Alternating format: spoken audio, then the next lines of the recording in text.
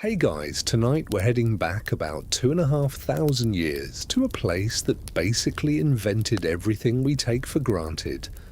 Democracy, philosophy, the Olympics, drama, geometry, alarm clocks.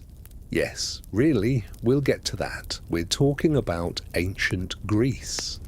And not the battles, not the wars, not the famous generals you had to memorize in high school.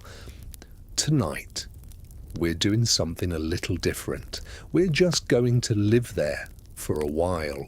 We're going to wake up in a Greek house, eat Greek food, go to a Greek market, argue about politics in the Agora, take a bath, and then, hopefully, fall asleep. Which is, kind of the goal here. So dim the lights, turn on the fan if that's your thing, get comfortable. Because we're going back to ancient Athens, and it's about 450 BC. Let's go. Before we get into daily life, we need to set the scene, because ancient Greece wasn't really one country the way we think of countries. It was more like a collection of city-states, each one with its own rules, its own culture, its own personality. Athens, Sparta, Corinth, Thebes, Argos. Think of them less like states in a union and more like rival cities with a shared language and a shared religion who occasionally agreed to not destroy each other. Athens was the one we're going to focus on mostly, because Athens in the 5th century BC was, by almost any measure, one of the most remarkable places in human history. It had about 300,000 people if you count the surrounding region. It had the Parthenon sitting up on a hill so everyone could see it. It had Socrates wandering around asking everyone annoying questions. It had a democracy, messy, limited, often chaotic, but a democracy. And it had that particular energy that cities sometimes get when everything is happening at once. Art, science, politics, architecture, theatre, all of it. All at the same time, all within walking distance.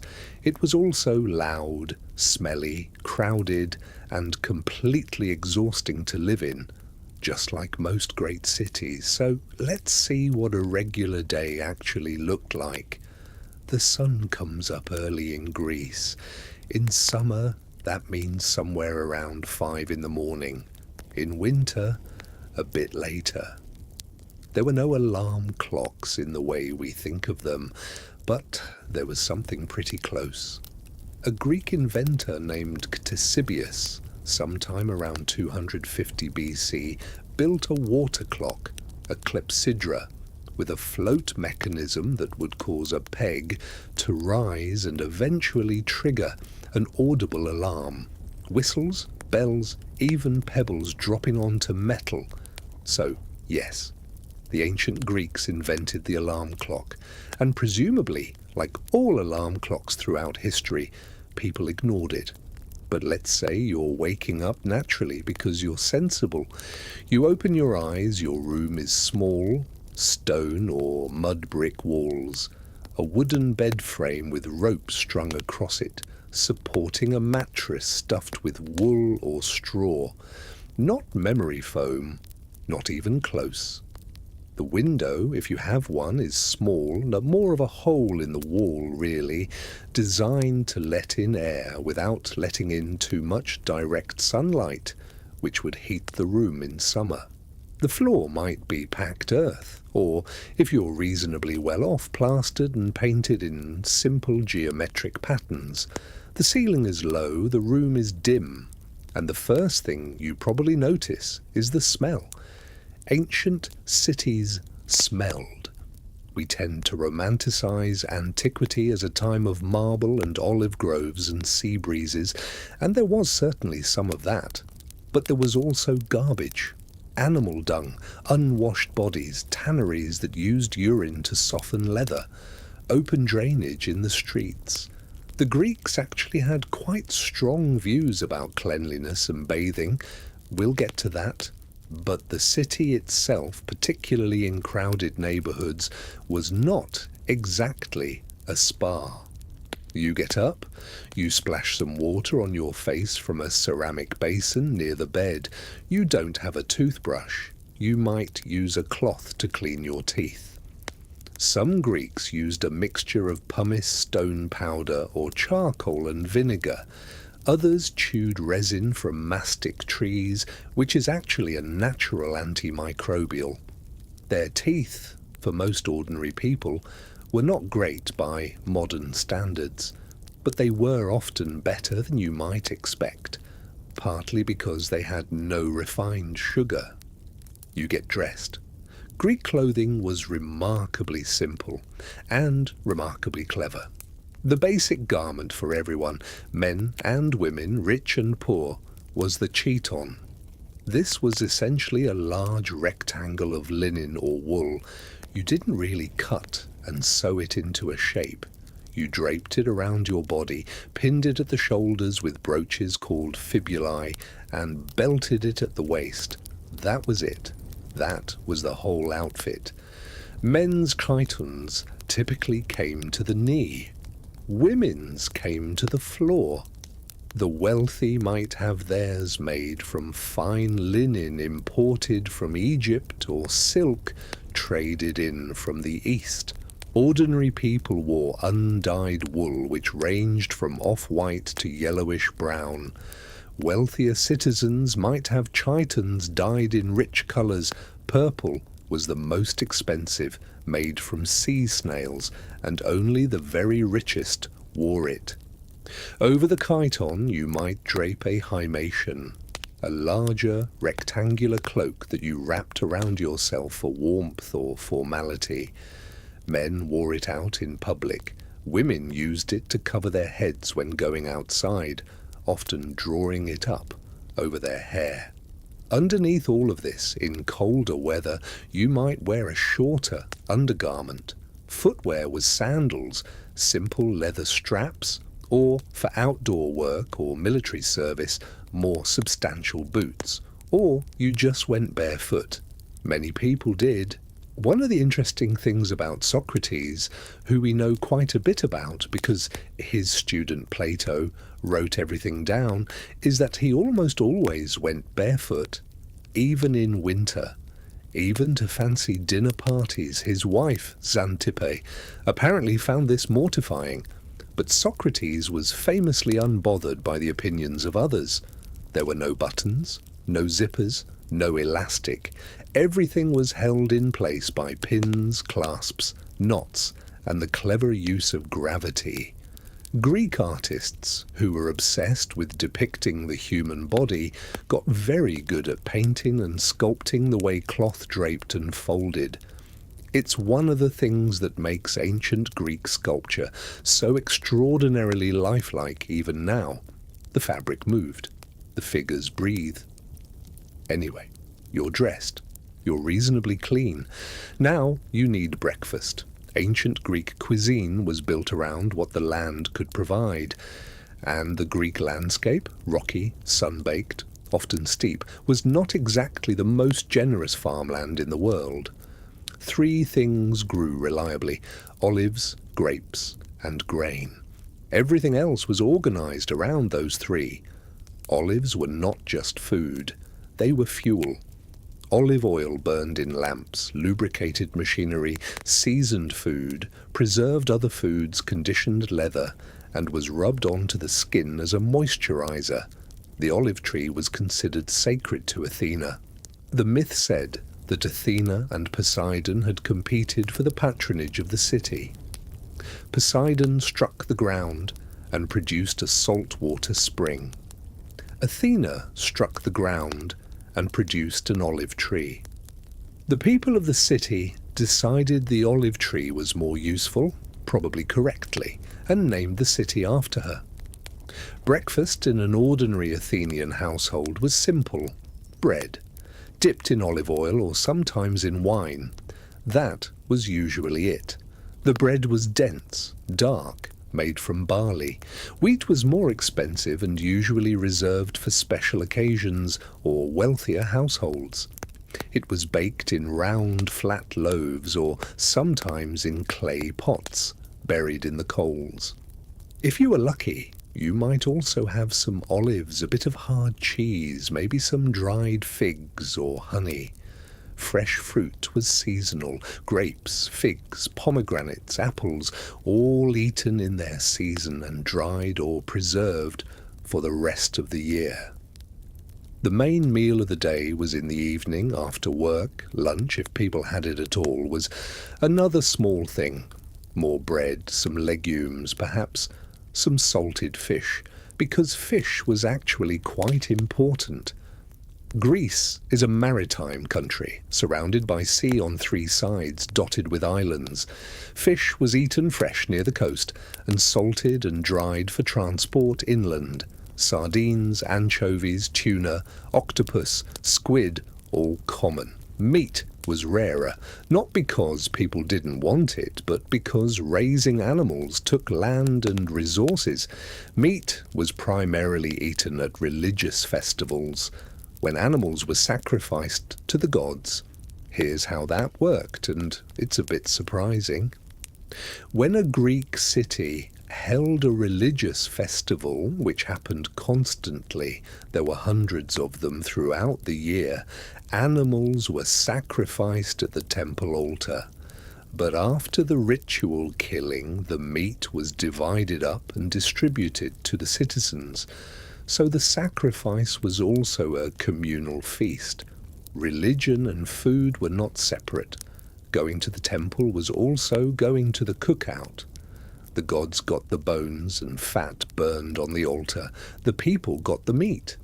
Some ancient philosophers found this arrangement suspiciously convenient for humans, and said so. Prometheus, in the old myth, had tricked Zeus into accepting the inferior portion of the sacrifice so humans could keep the meat.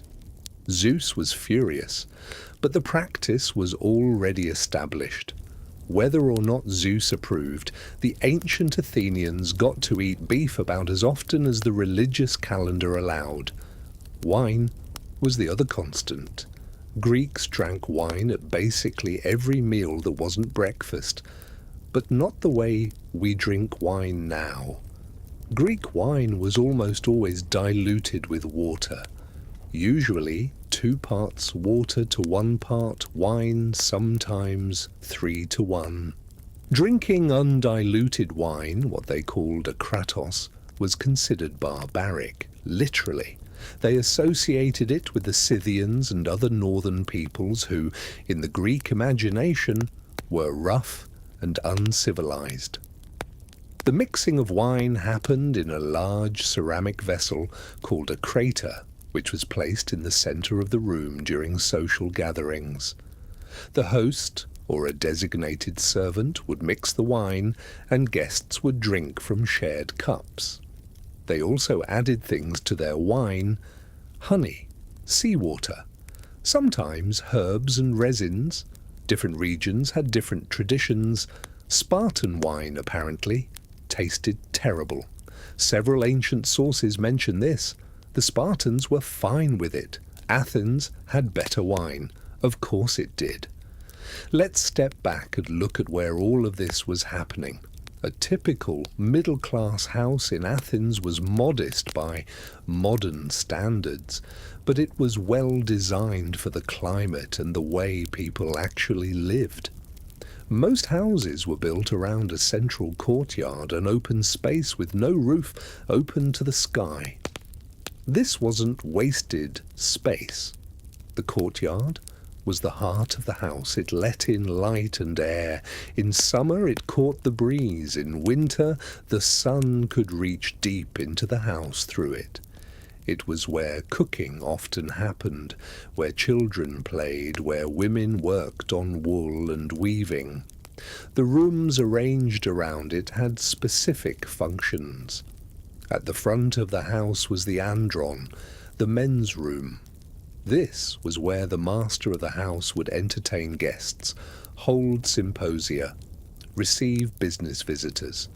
It was the most formally decorated room, with a slightly raised border around the floor where couches could be placed. In the back were the women's quarters, the gyneconitis. This is one of the more complicated aspects of Athenian daily life, and we should spend a moment on it. The position of women in ancient Athens was, by modern standards, extremely restricted. Free adult women in Athens had very little legal standing. They could not vote, could not own property in their own name in most circumstances, could not make contracts without a male guardian, a kyrios, signing off. A woman's kyrios was first her father, then her husband, and if her husband died, her son or another male relative. Women of respectable citizen families were expected to stay mostly in the home. Appearing in public without escort or purpose was considered improper for a free woman of standing. The world outside the home, the Agora, the law courts, the Gymnasium, the political assemblies, was explicitly male space. This is the Athens that produced Socrates, Plato, Pericles and Aristotle. And it's also the Athens that kept half its population at home. Now, reality was more complicated than the ideal. Poorer women worked. They had to. They sold goods in the market, they worked as midwives and nurses, they laboured alongside their husbands. Foreign women, called metics, had somewhat different circumstances and were often more visible in public life. And there were women called hetairae, educated courtesans who were specifically trained in the arts of conversation, music and philosophy. They were the only women who routinely participated in the intellectual and social life of the city alongside men.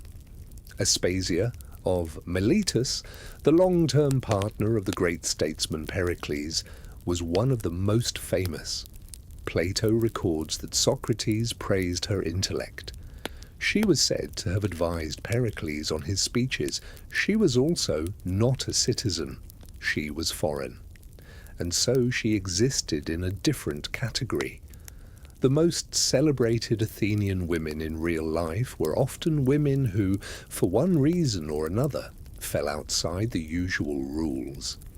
Inside those rules, a wife of a citizen household ran a substantial operation. She managed the household finances. She supervised the slaves. And yes, slavery was central to Greek society, and we'll come back to it. She directed the weaving, the cooking, the cleaning, the storage of goods. She raised the children, at least in their early years. She managed the household religious observances. The domestic sphere was hers, and it was not small.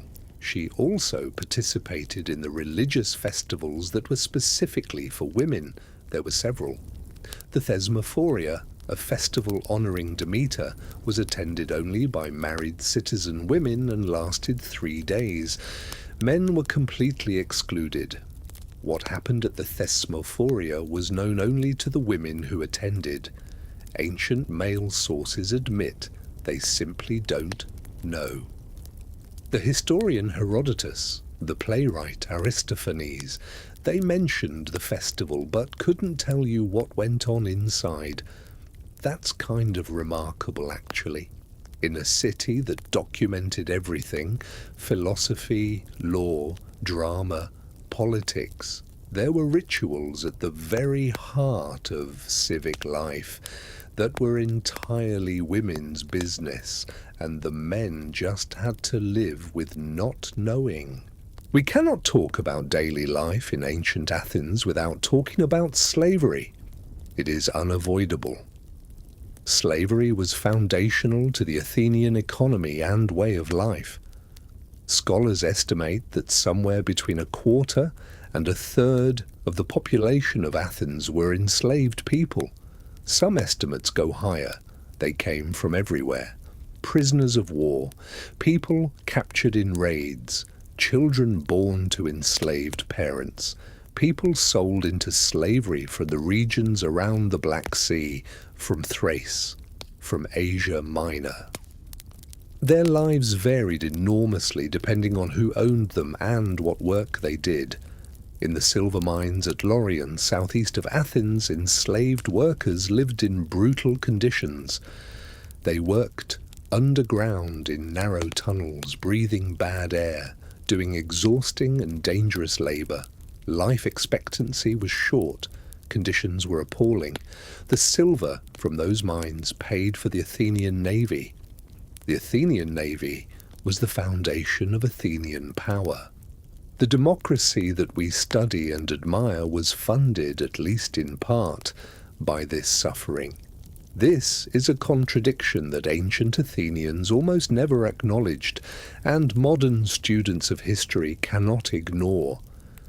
Enslaved people in households had somewhat different circumstances. They worked alongside their owners in domestic tasks, cooking, cleaning, childcare, weaving. Some were educated, some were trusted with significant responsibilities. Enslaved people who worked as skilled craftsmen, potters, shoemakers, metalworkers, sometimes worked almost independently, paying their owner a portion of their earnings and keeping the rest, and living what looked from the outside like a relatively normal life. Some enslaved people were eventually freed, usually as a reward for long service or as a provision in an owner's will. A freed slave became a metic, a resident foreigner with limited but real rights. None of this softens the fundamental reality. They were property. They could be sold. They could be punished physically.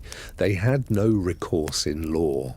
The Athenians, who wrote so beautifully about freedom and the dignity of human reason, held these things simultaneously with the practice of slavery, and they mostly didn't notice the contradiction.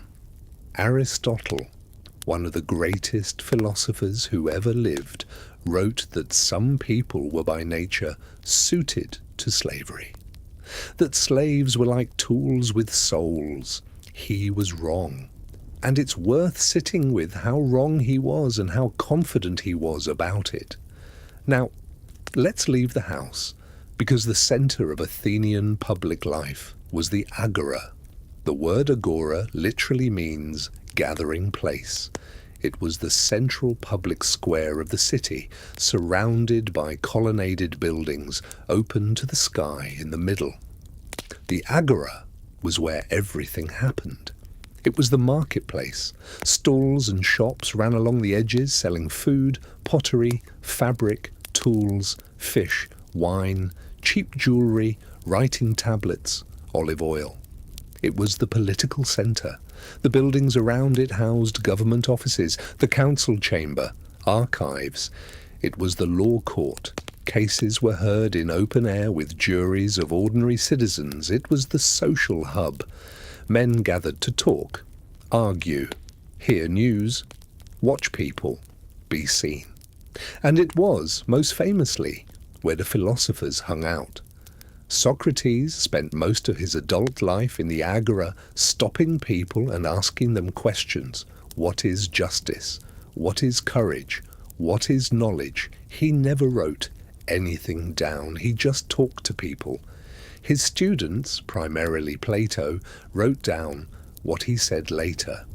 The Stoic philosophers got their name from the Stoa, the covered colonnade, where they taught.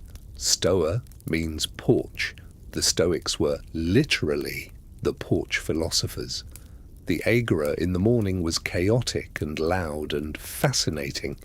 You'd hear fishmongers shouting their prices, arguments over the quality of imported purple dye, two men having an extremely loud dispute about the boundary of their adjoining property, a sophist, a paid teacher of rhetoric, delivering a speech to a small audience. There was a place in the Agora where official weights and measures were kept, so disputes about whether a merchant's scale was accurate could be settled on the spot. There was a place where official documents were posted publicly: laws, decrees, records of legal proceedings.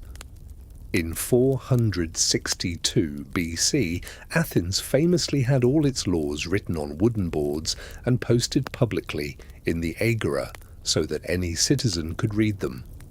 The idea was radical at the time. The law is not secret. The law belongs to everyone. Literacy in Athens was reasonably widespread among free men, though how high exactly is debated, but the intention that citizens should be able to read and understand the laws that governed them was revolutionary. Sparta, for contrast, had no written law code at all. Spartan law was transmitted orally, which meant only those who'd been through the system knew it, which meant the state could adjust what the law was with some flexibility. Athens went the other way. Write it down. Put it in public. Let everyone argue about it. They did a lot of arguing. Let's talk about that democracy more carefully, because it was genuinely strange and genuinely fascinating. The Athenian democracy was a direct democracy, not a representative one. There was no parliament, no elected representatives who went off to the capital and voted on your behalf. Instead, the assembly, the ecclesia, was open to all adult male citizens, and there were roughly 30,000 to 40,000 of them at various points in the 5th century. The assembly met on a hill called the Pnyx, west of the Acropolis, about 40 times a year. Any citizen could speak, any citizen could vote. Now, the practical reality was that not everyone showed up. Most people had farms to run, shops to manage, lives to live. Regular attendance was probably in the thousands, not tens of thousands. But they tried to make attendance feasible. At various points, Athens paid citizens a small fee to attend assembly meetings, specifically so poor citizens who needed to work every day could afford to show up, and attendance by poorer citizens who had the most to gain from policies that helped working people was considered important to the functioning of democracy. The votes were often simple show of hands. Sometimes they used pottery shards, ostraca, for more consequential decisions.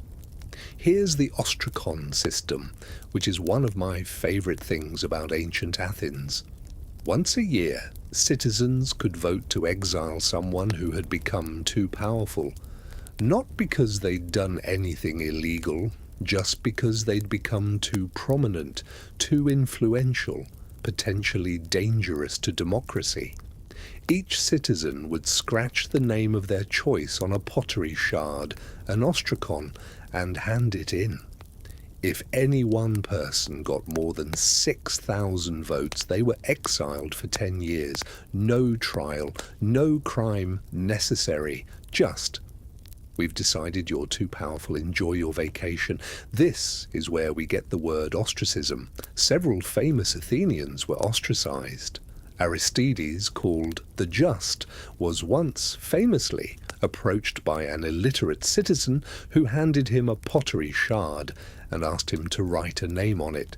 Aristides asked who he wanted to exile. The man said, Aristides.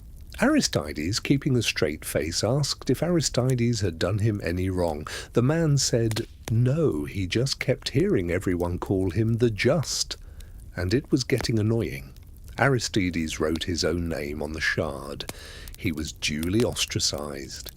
He came back 10 years later when Athens needed him during the Persian Wars, because ostracism could be suspended in emergency. Democracy. Messy, weird, occasionally petty, but with interesting features. If you were a boy growing up in Athens in the 5th century, your education began around age 7. Before that, you stayed home with your mother and the women of the household. At 7, you started going to school. Not a building exactly, you more often a teacher's home or a rented space. Your teacher was called a didaskalos, literally one who teaches. And here's the thing, you didn't go alone, you went with a pedagogos. This was not a teacher. The pedagogos was usually an older enslaved man whose specific job was to escort you to school, keep you out of trouble, make sure you behaved, and reinforce what you were learning at home. The word literally means child leader, and it's where we get the word pedagogy. The pedagogos walked behind you carrying your writing tablet and lunch. He sat in the corner during class. He walked you home. If you misbehaved, he could beat you, and he had your parents' permission. At school, you learned 3 things in the early years: reading and writing, music, and physical education. The physical education was taken seriously, very seriously. The Greeks had a firm belief that a healthy body and an educated mind were not separate goals, but the same goal. The gymnasium, from the Greek gymnos, naked, because you exercised without clothes, was as important an institution as the school. Music meant learning to play the lyre, a stringed instrument, and learning to sing. These were not considered optional enrichment activities, they were considered fundamental to what it meant to be an educated person, and memorization. An enormous amount of memorization. The Iliad and the Odyssey, Homer's epic poems, were the central texts. Every educated Greek boy was expected to know large portions of them by heart. These were not just literature, they were moral education. The heroes of the Trojan War, Achilles, Odysseus, Hector, provided templates for how a man should behave, how he should face courage and death, what loyalty and honor meant. There was no equivalent to what we'd call science education, not at this level. Higher education came later. At around 14 or 15, a wealthy boy might begin studying with a sophist, a professional teacher who charged fees for instruction in rhetoric, logic, and philosophy. This is where Socrates' world intersected with ordinary life. He was specifically critical of the sophists, who took money for teaching and often taught people how to argue persuasively rather than how to find the truth. Socrates famously took no money. He also famously taught no formal course. He just kept asking people questions until they got uncomfortable, and that, he argued, was more valuable than anything money could buy.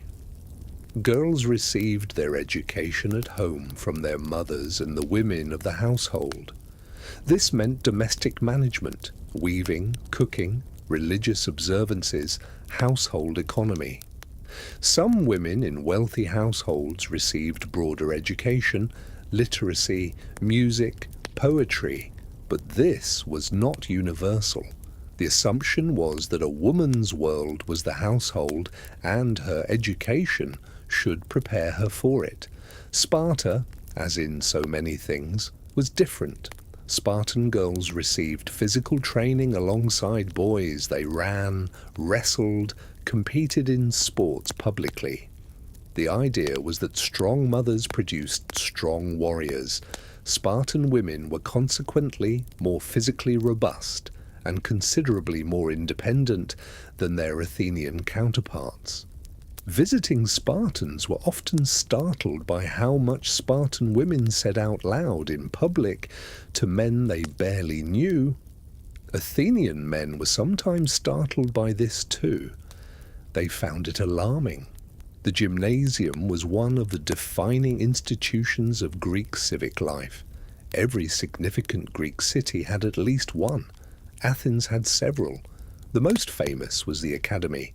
Yes, that academy, which was originally just a grove of olive trees and a gymnasium dedicated to the hero Academus outside the city walls. Plato established his philosophical school there eventually, but long before that, and continuing after, it was a place where men and boys came to exercise, train, and talk. Because the gymnasium was a social space as much as a physical one, you went to the gymnasium to train, to run, wrestle, throw the discus and javelin, practice long jump. All with no clothes on, oiled with olive oil, with sand, rubbed in afterward for grip. After training, you scraped the oil, sweat, and sand off with a curved metal tool called a strigil, rinsed with water, and rubbed down more oil. And then you talked. Philosophers taught in gymnasia. Young men received instruction in rhetoric alongside their physical training. Generals and politicians showed up regularly. The gymnasium was where the intellectual and physical worlds of Athens overlapped. The Greeks did not separate mind and body the way later Western thought sometimes did. The ideal was kaloskagathos, beautiful and good. Physical beauty, virtue, and intellectual development were three parts of one thing. This had complicated dimensions, including the practice of pederasty, the formalized relationships between adult men and adolescent boys that were central to aristocratic Greek education. This is a part of Greek culture that modern readers find deeply uncomfortable, and rightly so.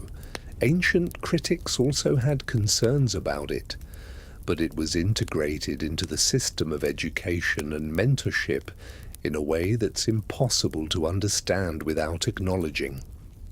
The physical culture of the gymnasium fed directly into the Olympics. The ancient Olympic Games were held at Olympia, in the region of Elis in the Peloponnese, every 4 years from 776 BC, the traditional founding date, onward. During the Games, a sacred truce was declared, wars were paused. Greek cities that were currently trying to kill each other agreed to stop for the duration of the Games. Athletes competed naked. Winners received not a gold medal, but an olive wreath. The honor was everything. Returning Olympians were celebrated as heroes. Some cities gave them free food for life. The events included the stadion, a sprint of about 192 meters, the discus, the javelin, the long jump, wrestling, boxing, and the pankration, which was essentially mixed martial arts with very few rules. You could not bite. You could not gouge out eyes. Everything else was more or less permitted. There was also the chariot race, which was the most prestigious event. Here's the twist with the chariot race. The prize went to the owner of the horses, not the driver.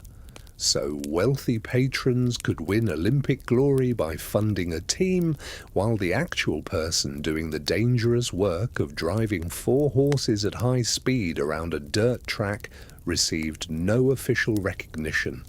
This is very Greek. Religion was not a separate part of ancient Athenian life. It was woven into everything. The Greek gods were not remote, transcendent beings who existed outside the world and issued moral commandments. They were present, active, unpredictable, jealous, lustful, funny, petty, and magnificent. They lived on Mount Olympus, but they came down constantly. They interfered in wars, they fell in love with humans, they transformed people into animals, trees, constellations. They argued with each other. They were, in a sense, extreme versions of humans. They were also absolutely real, as far as the Greeks were concerned.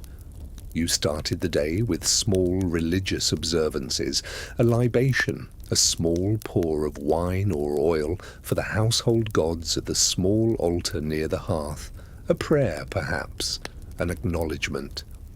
The hearth in a Greek house was sacred to Hestia, goddess of the hearth and home. The fire should ideally never go out.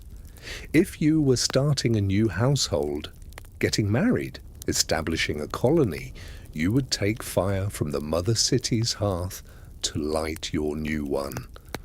The public temples were the houses of the gods. The Parthenon on the Acropolis housed a 40-foot gold and ivory statue of Athena. The temple of Hephaestus just below was one of the best preserved ancient temples in existence. But here's a thing that surprises people. You didn't really go to the temple to pray in the way you might think. The sacred rituals, the sacrifices, the religious ceremonies happened outside the temple, at an altar in front of it. The interior of the temple was the gods' private space, housing their statue. You sacrificed on the altar. The priest performed the rituals. The animal was killed and divided as we discussed. Prayer happened wherever, standing at home at the Agora at a crossroads. Hands raised, palms up, the opposite of the bowed head posture you might expect. The Greek gods appreciated direct communication. There were also the mystery cults, most famously the Eleusinian mysteries, which we mentioned when talking about women. These were initiatory religious rites conducted at Eleusis, about 14 miles from Athens, in honor of Demeter and her daughter Persephone. Initiates underwent rituals that were strictly secret. The penalty for revealing them could be death. We know almost nothing about what actually happened during the rites. We do know this. Almost everyone who was initiated described the experience as transformative. Writers, poets, generals, philosophers, people from every walk of life described the mysteries as the most significant experience of their existence. The historian Pindar wrote that those who had seen the rites had a different understanding of death, that they no longer feared it in the same way. The philosopher Plato is believed by some scholars to have been initiated. His account of the soul's journey in dialogues like the Phaedo and the Republic may reflect something of what he encountered. We don't know. They kept the secret well. Evening has come. If you are a male citizen of some social standing, the event of the evening might be a symposium. The word means drinking together. But it was much more than a drinking party, and also kind of a drinking party. A symposium was a formal gathering of men, no women except for hired entertainers, and hetairai held in the andron of someone's home. Guests reclined on couches. There were typically an even number, arranged around the walls.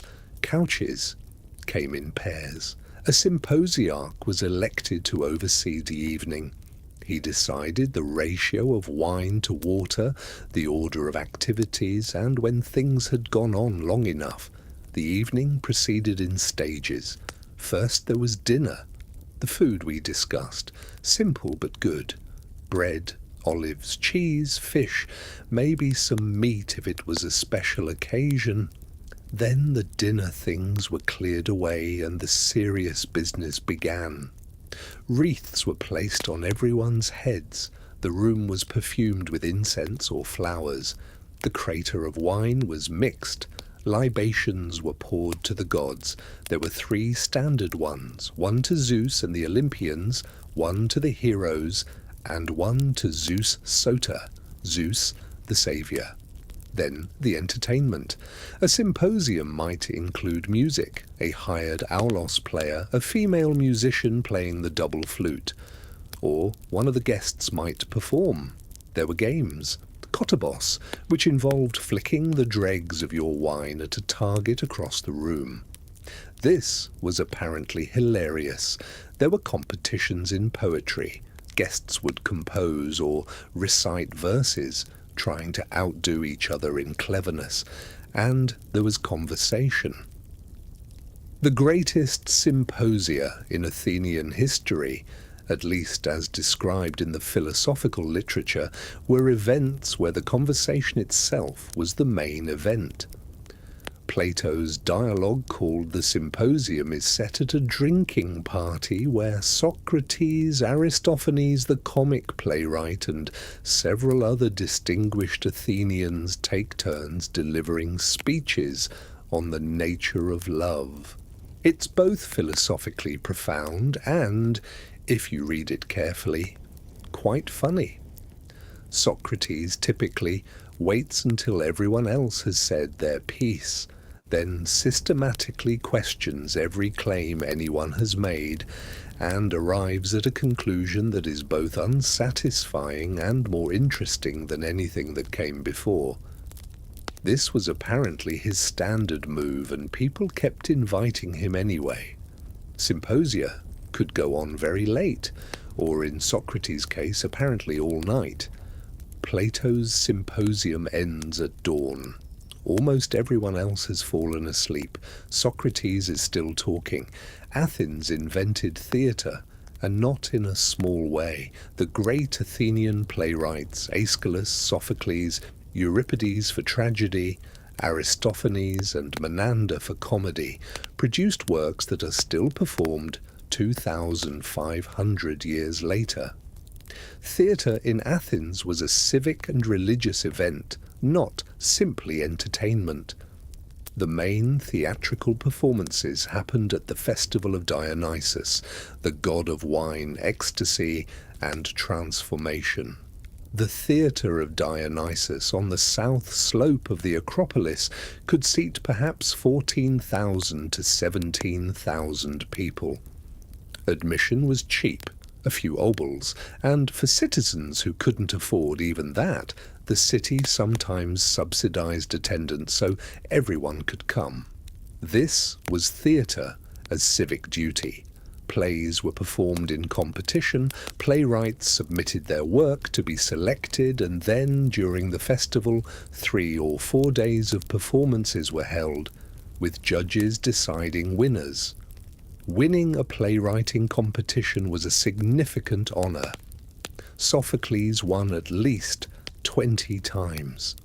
The plays themselves dealt with enormous themes: fate and free will, justice and revenge, the limits of human knowledge, the relationship between individual conscience and civic duty.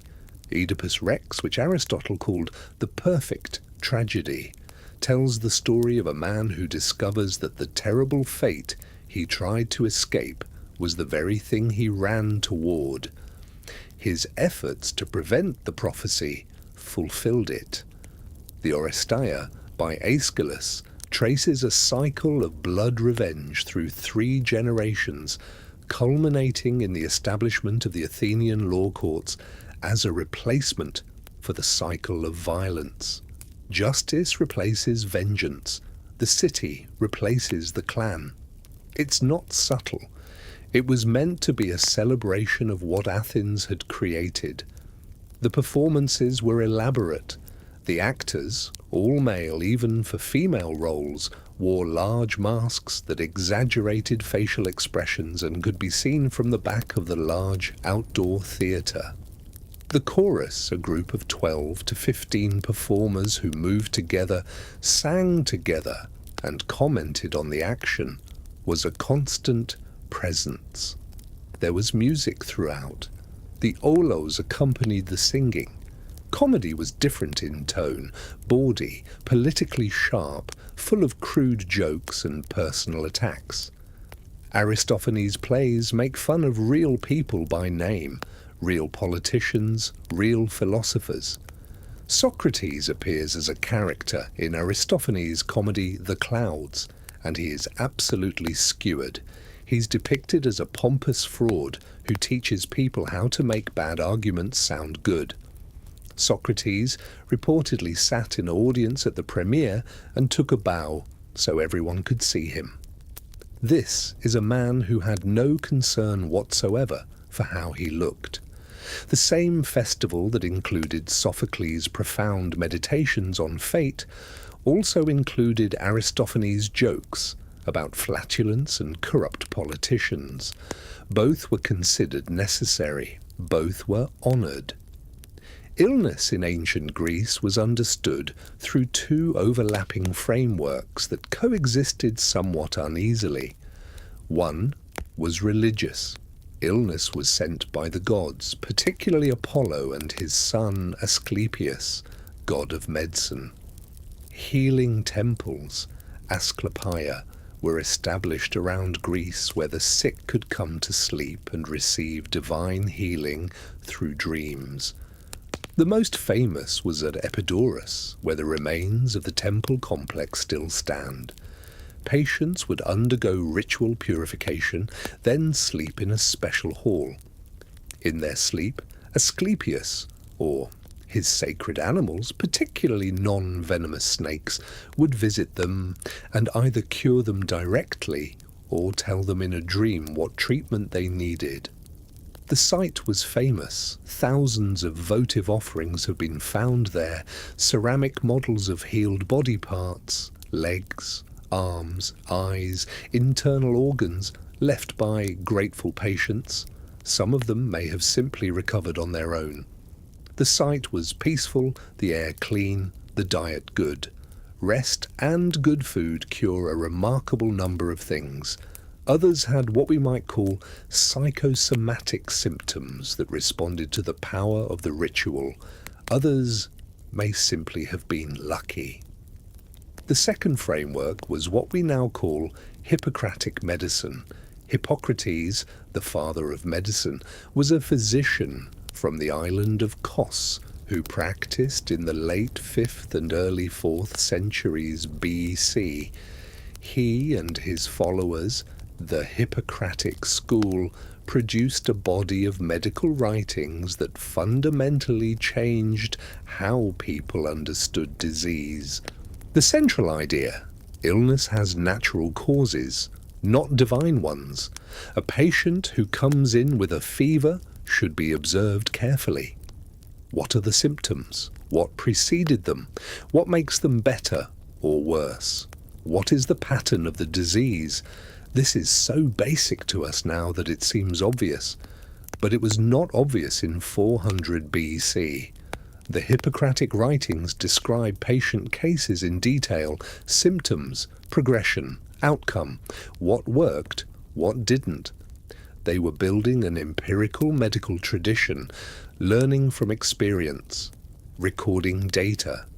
The Hippocratic Oath, in various forms, is still administered to new doctors today.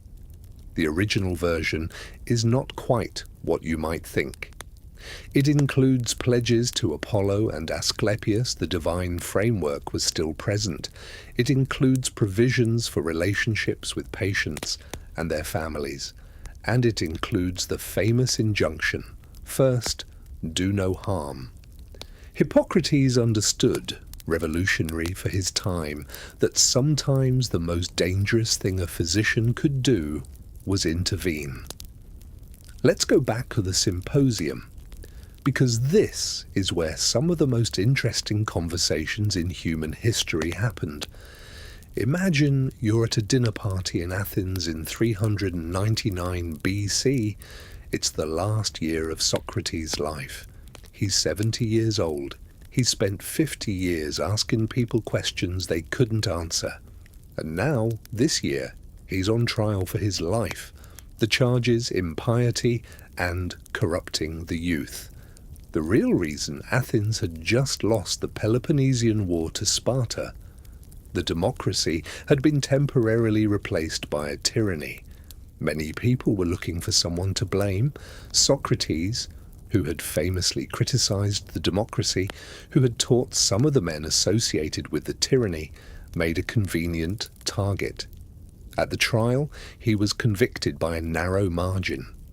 The penalty was death. Socrates could have proposed exile instead as his punishment. His friends begged him to. He refused. He argued in one of the most extraordinary speeches ever recorded, Plato's Apology, that a life lived avoiding truth was not worth living, that he would not stop his questioning even to save his life. A month later, surrounded by his friends, he drank hemlock. Plato was there. He was 28 years old. Plato spent the rest of his life, another 50 years, writing about what Socrates had taught him. The Western philosophical tradition, in significant part, is one man's effort to preserve the words of a man who wrote nothing down. That's a remarkable chain of transmission, and it started in rooms like the one we've been sitting in. Lamplight, wine, a crater in the middle of the room, someone asking a question that nobody could answer. Let's get cleaned up after the symposium. Because despite the reputation for marble and beauty, ancient Greeks were also practical people who understood hygiene in their own way. Bathing at home was usually done with a basin of water, a sponge, and olive oil. The oil and scrape method we mentioned from the gymnasium was the standard approach to full-body cleaning. For a more thorough bath, you might go to a public bathhouse, lutron. Public baths were common in Athens and other cities, though they became more elaborate and widespread in the Hellenistic and Roman periods. The baths were gender segregated, with separate facilities or hours for men and women. You could also, if you were near enough, swim in the sea, which, given that Athens is not far from the coast and the sea was warm in summer, was a common option. Teeth. The Greeks cared about dental hygiene more than you might expect. They used tooth powders made from charcoal, chalk, salt, and various dried herbs. They had dental tools. Hippocratic writings discussed tooth problems, extractions, and remedies. Hair care. Olive oil was the universal conditioner and styling product. Wealthy people used perfumed oils imported at considerable expense. Greek sculpture and pottery painting shows elaborate hairstyles, particularly for women: braids, coils, wreaths, headbands. Men in the classical period typically wore their hair short or medium length. Wearing a long beard indicated you were a philosopher. Shaving became more fashionable in the Hellenistic period, influenced by Alexander the Great, who shaved because he didn't like the idea of enemies grabbing his beard in combat. Perfume was widely used. The Agora had perfume sellers. Scented oils made from rose, iris, narcissus, and other flowers were pressed and sold. Wearing perfume was considered civilized. No portrait of daily life is complete without confronting how people understood death. The Greeks had complex and evolving ideas about what happened after you died. The dominant traditional view, the one in Homer, was not particularly comforting. When you died, your shade descended to the underworld, the realm of Hades. This was not hell exactly. There was no punishment for the ordinary person just for dying, but it was a colourless, joyless existence. The shades were like shadows of their living selves, without the fullness of life. Achilles in the Odyssey is encountered in the underworld by Odysseus. Achilles had chosen a short, glorious life over a long, obscure one. He was the greatest warrior who ever lived. In death, he says to Odysseus, "I would rather be the lowest labourer alive than the king of all the dead." It's a devastating line. The exceptional dead, great heroes, went to the Elysian fields, a paradise at the edge of the world. But this was not available to ordinary people. Later traditions developed alternatives. The Orphic tradition taught that the soul was divine and could, through a series of reincarnations and purifications, eventually escape the cycle of death and rebirth and return to a blessed existence, you had to know the right things to say at the right moments in the underworld. The Orphic texts sometimes came with inscribed gold tablets buried with the dead, instructions for navigating the afterlife. The Pythagoreans, followers of the mathematician and mystic Pythagoras, similarly believed in the transmigration of souls, that after death, the soul would inhabit a new body, animal or human, and continue its journey. Plato, influenced by all of these traditions, developed the most elaborate philosophical account of the soul's journey. In the Phaedo, written as a dramatization of Socrates' last hours, Socrates argues that the soul is immortal, that death is not to be feared, that the philosopher has spent his whole life preparing for it by detaching his soul from the body as much as possible. Whether or not you believe any of this, it's a remarkable thing to read. A man, hours from death, calm, even cheerful, arguing that what's happening to him is fine. His friends are weeping, he is not. The city is quieter now. The Agora is empty. The last of the merchants have packed their goods. The lamp sellers have gone home. You can walk through the streets of Athens at night and hear nothing much but the distant sound of a lyre from somewhere, a dog barking, the murmur of conversation from a house where someone is still awake. The streets are dark. Athens did not have public street lighting. That was a Roman innovation. Wealthy people who went out at night brought a slave to carry a torch.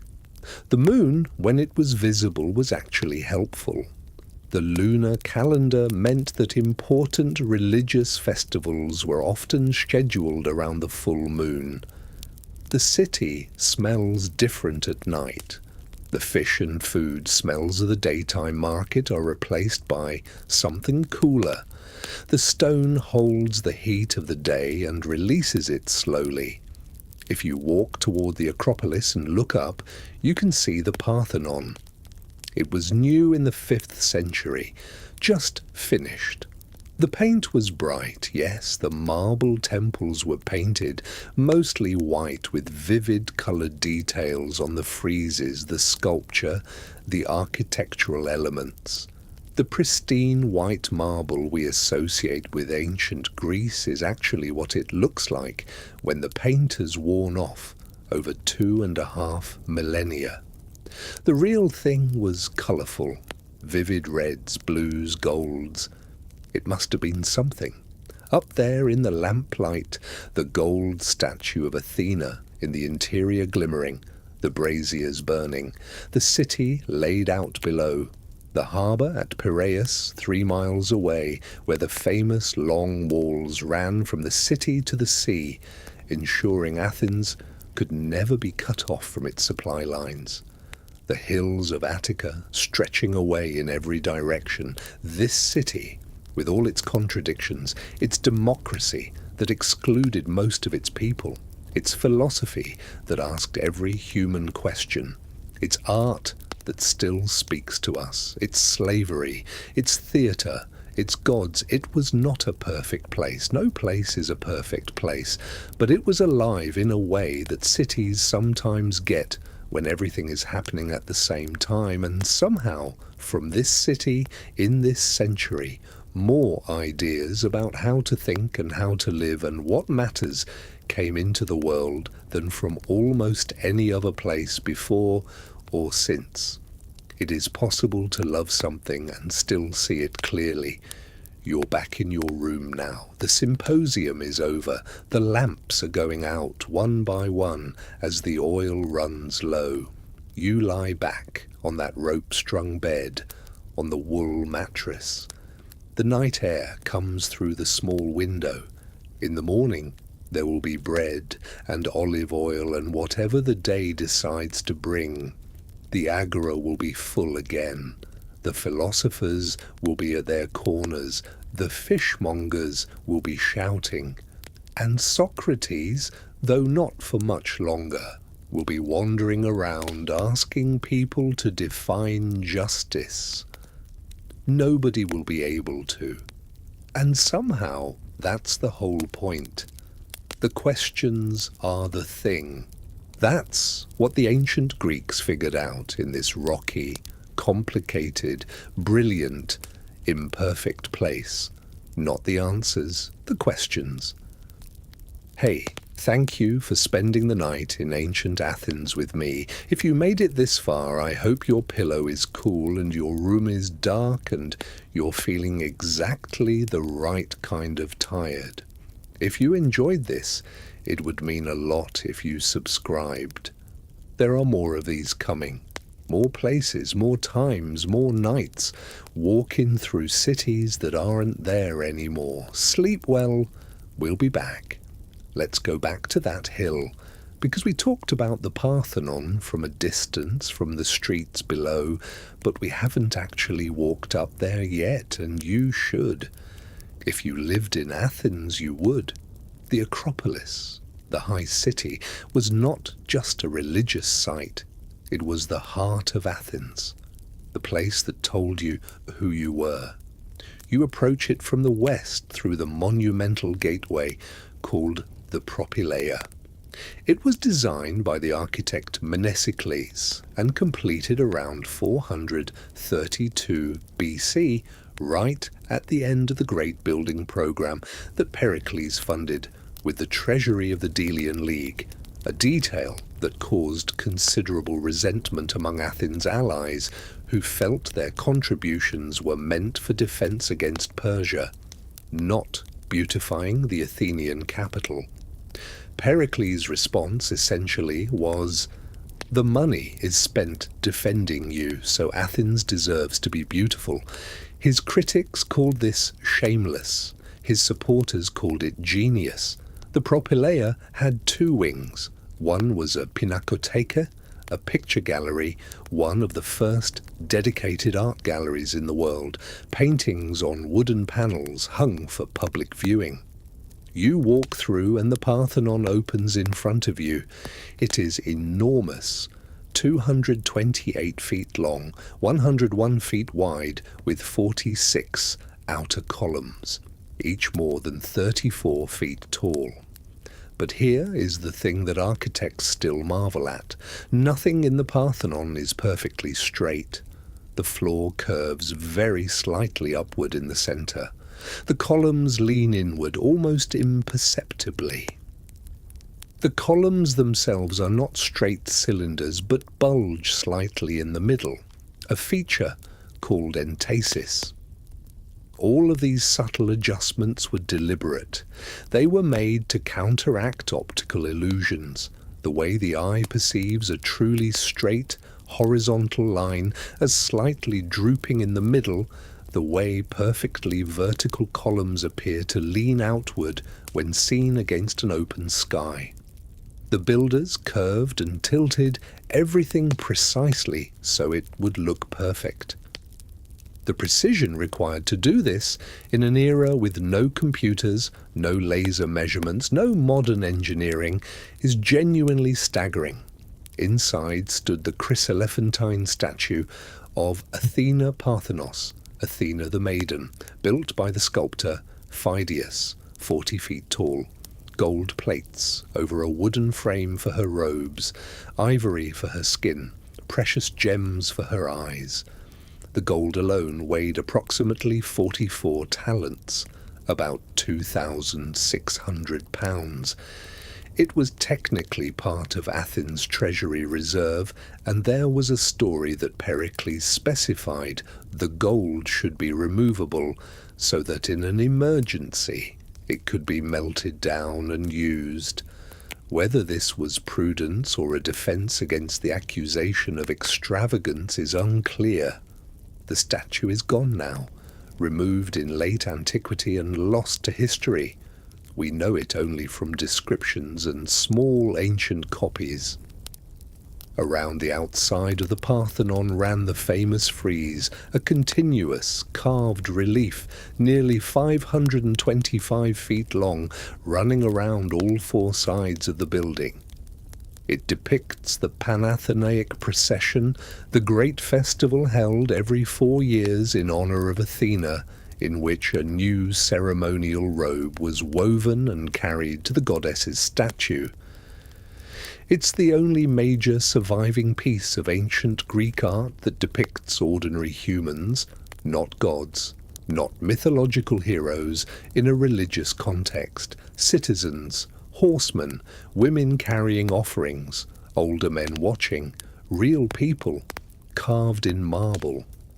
About half the frieze is now in the British Museum in London, taken by Lord Elgin in the early 19th century.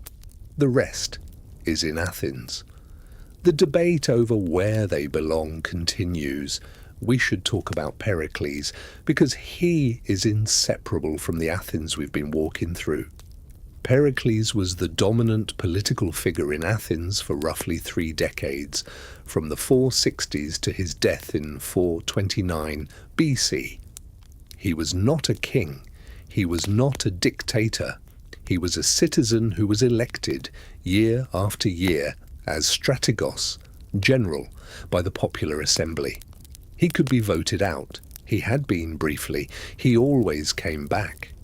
His power rested on his extraordinary ability to speak, to persuade, to think strategically, and to understand what Athenians wanted in their best moments. He was also, it should be said, capable of ruthlessness. The Athenian Empire was not always gentle. Cities that tried to leave the Delian League found out quickly that Athens was not asking. But the city he built, or rather oversaw the building of, was remarkable. Under Pericles, the Acropolis was rebuilt entirely after the Persian sack of 480 BC. The Parthenon, the Propylaea, the Erechtheion, with its famous porch of the Caryatids, where columns are replaced by sculpted female figures, the temple of Athena Nike, all of it built within a generation. He also expanded Athenian democracy in meaningful ways. He introduced pay for jury service, which meant poor citizens could afford to participate. He opened up the archonship, previously restricted to wealthy classes, to a broader range of citizens. His famous funeral oration, delivered over the Athenian dead in the first year of the Peloponnesian War, recorded by the historian Thucydides, is one of the great speeches in Western history. In it, he describes what Athens is and why it's worth dying for. He says Athens is an education to Greece, that Athenians are lovers of beauty, who don't become soft because of it, lovers of wisdom who don't become timid, that Athenians can think and act where others can only act or think. He says power should rest not in birth or wealth, but in ability. He says Athens is a model for others to follow, not a copy of anyone else. Some of this was true. Some of it was rhetoric. All of it was magnificent.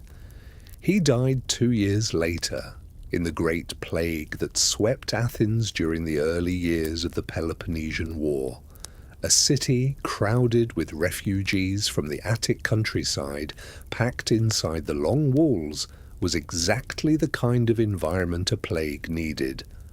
Perhaps a quarter of the Athenian population died, including Pericles.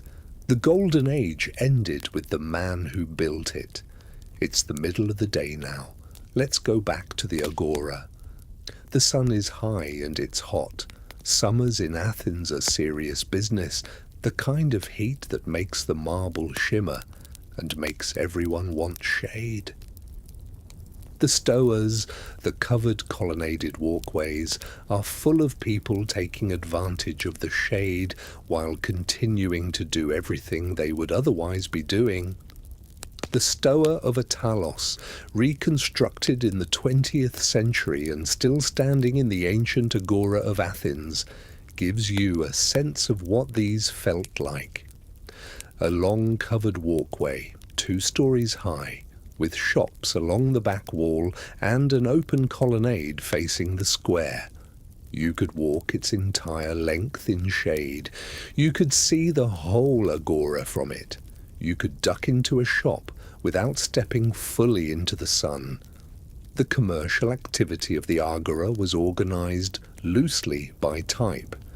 The fish sellers were in one area. The booksellers, yes, Athens had booksellers selling papyrus scrolls, in another. The pottery in another. Slaves were sold in one part of the square. Prices were not fixed. Haggling was expected, and somewhat theatrical.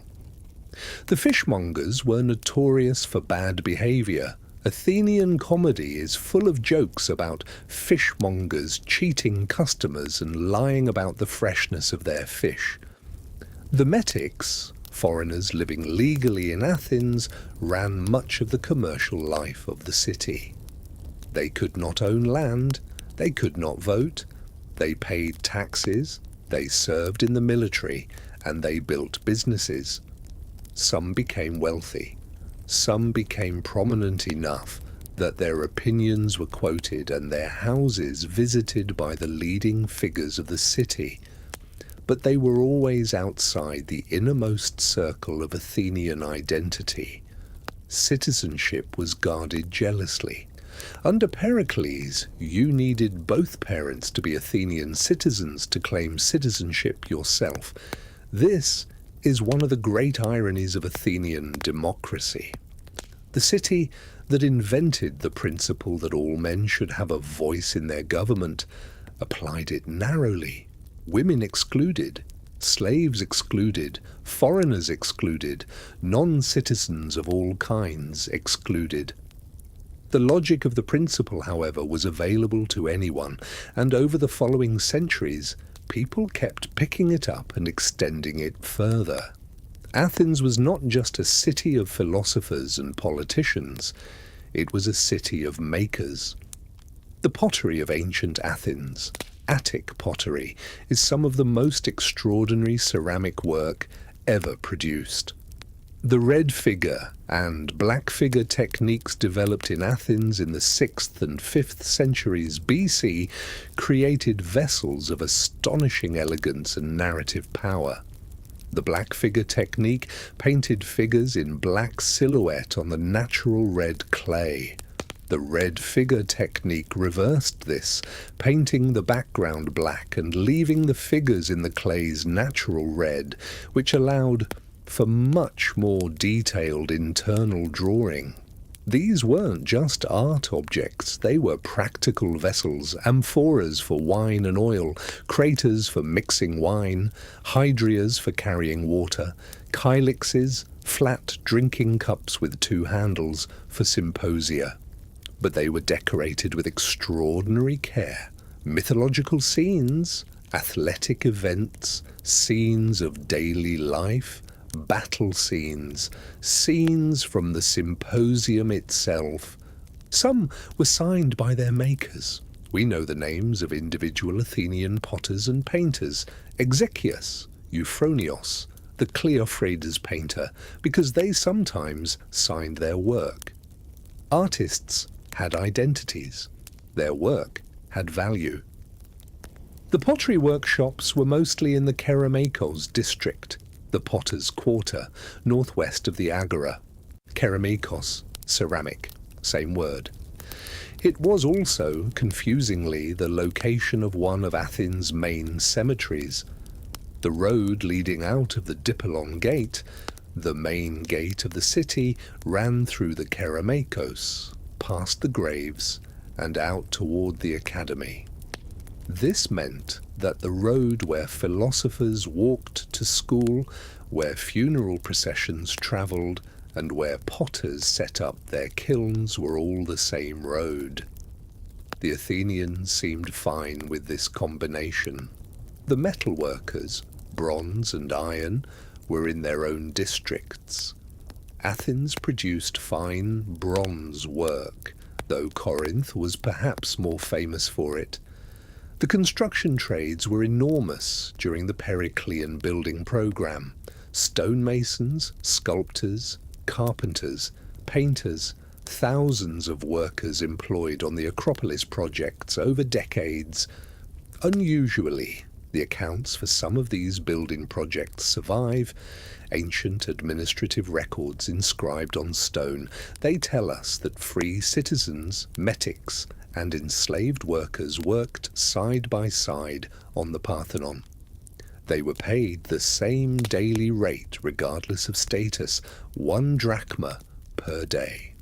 The enslaved workers' wages went to their owners, the free workers kept theirs. But standing next to each other, doing the same work, being paid the same amount. That was the reality of Athenian construction. We've been in Athens all this time. But we should pause and look across the Peloponnese, because Sparta was there, doing everything differently. Sparta is one of the most fascinating societies in ancient history, and one of the most difficult to understand, because almost everything we know about it was written by non-Spartans who were either admiring it from a distance or actively hostile to it. The Spartans wrote almost nothing down, by design. What we know, Sparta was dominated by a warrior caste, the Spartiates, who controlled a large population of helots, essentially enslaved agricultural workers who worked the land while the Spartiates trained. The ratio of helots to Spartiates was perhaps 7-1, maybe more. This meant Sparta lived with a constant low-grade terror of helot revolt. The Spartans declared war on the helots every year ritually, so that killing helots was technically not murder. Young Spartiate men in training were sometimes sent out to kill helots in the dark as a kind of practical exercise. This is deeply disturbing, and it was the foundation on which Spartan military culture rested. The Spartan training system, the Agora, took boys from their families at age 7. They lived in barracks, training and competing constantly, eating deliberately inadequate food to teach them to forage, sleeping on rough reeds, wearing minimal clothing in all seasons. The goal was to produce soldiers who could endure any hardship, who felt fear but acted anyway, who preferred death to dishonor. In most measurable ways, it worked. Sparta produced arguably the finest infantry in the ancient world. At Thermopylae in 480 BC, 300 Spartans and several thousand allies held the pass against the Persian army for 3 days, buying time for the Greek fleet to prepare. When they were betrayed and surrounded, the Spartans stayed to fight to the last. Their commander, Leonidas, reportedly told his men when they arrived, "Eat well, for tonight we dine in Hades." 300 men against tens of thousands. They all died. And then they became immortal. The price of Spartan virtue was paid by the helots, and the Spartans, as far as we can tell, were fine with that. The Golden Age of Athens ended in war. Athens and Sparta had been on a collision course for decades. 2 completely different visions of how to organize human society, competing for influence over the Greek world. The Peloponnesian War began in 431 BC and lasted on and off for 27 years. Thucydides, who was an Athenian general and lived through it, wrote an account of the war that is still considered one of the greatest works of history ever produced. He opens it by saying, "I believe this was the greatest disturbance that had ever affected the Greek world." He was right. Athens had a powerful navy. Sparta had a powerful army. Neither could quite destroy the other.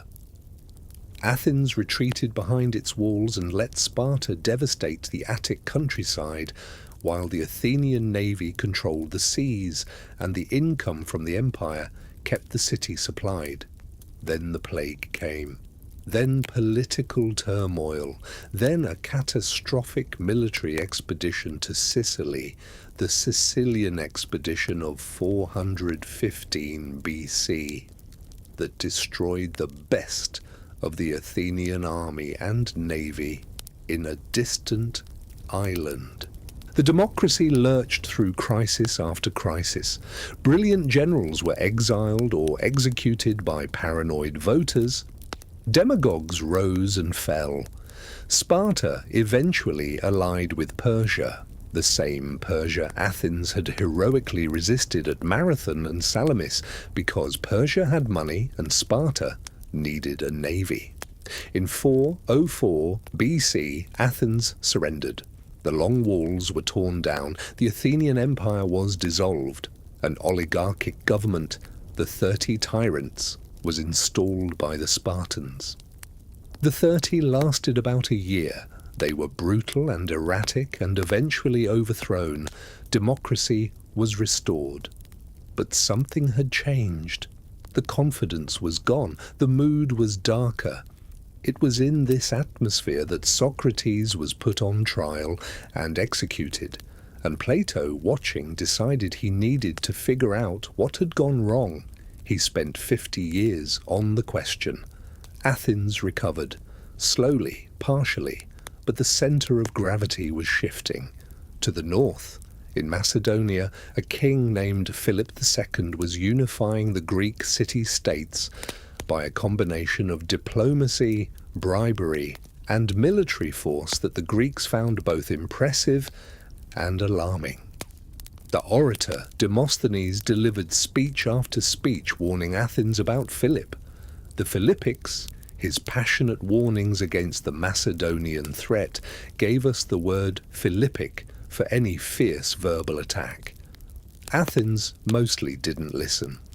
Philip won. At the Battle of Chaeronea in 338 BC, the Macedonian army defeated the combined forces of Athens and Thebes. The independent era of the Greek city-states was effectively over. Philip was assassinated 2 years later. His son was 20 years old. His son was Alexander. Alexander the Great spent 13 years conquering the known world: Egypt, Persia, Central Asia, northwestern India. He never lost a battle. He died in Babylon in 323 BC at the age of 32. The cause of death is still debated. Fever, possibly typhoid, possibly excessive drinking, possibly poison. We don't know. His empire was divided among his generals. The Hellenistic period began, an era in which Greek language and culture spread across an enormous territory from the Mediterranean to the borders of India. Alexandria in Egypt, founded by Alexander and developed by his successors, became the new intellectual capital of the Greek-speaking world. The Great Library of Alexandria, not entirely mythical, genuinely one of the largest collections of written material in antiquity, attempted to gather every written work in existence. Euclid worked in Alexandria. So did Archimedes for a time. So did Eratosthenes, who calculated the circumference of the Earth with remarkable accuracy using shadows and geometry. The flame that had been lit in Athens spread east and south and west, and eventually it reached Rome. And Rome kept it, transformed it, passed it on, and that chain of transmission, broken, repaired, transformed, challenged, built upon, is still running. You're in it right now. Let's come back to where we started. A city of 300,000 people on a rocky peninsula in the eastern Mediterranean 2,500 years ago. What did they actually leave us? Democracy. The idea that ordinary people should have a voice in their governance. It was limited and flawed in practice. The principle was revolutionary. It's still contested. It's still being built. Philosophy, the systematic practice of questioning everything, including the questions themselves.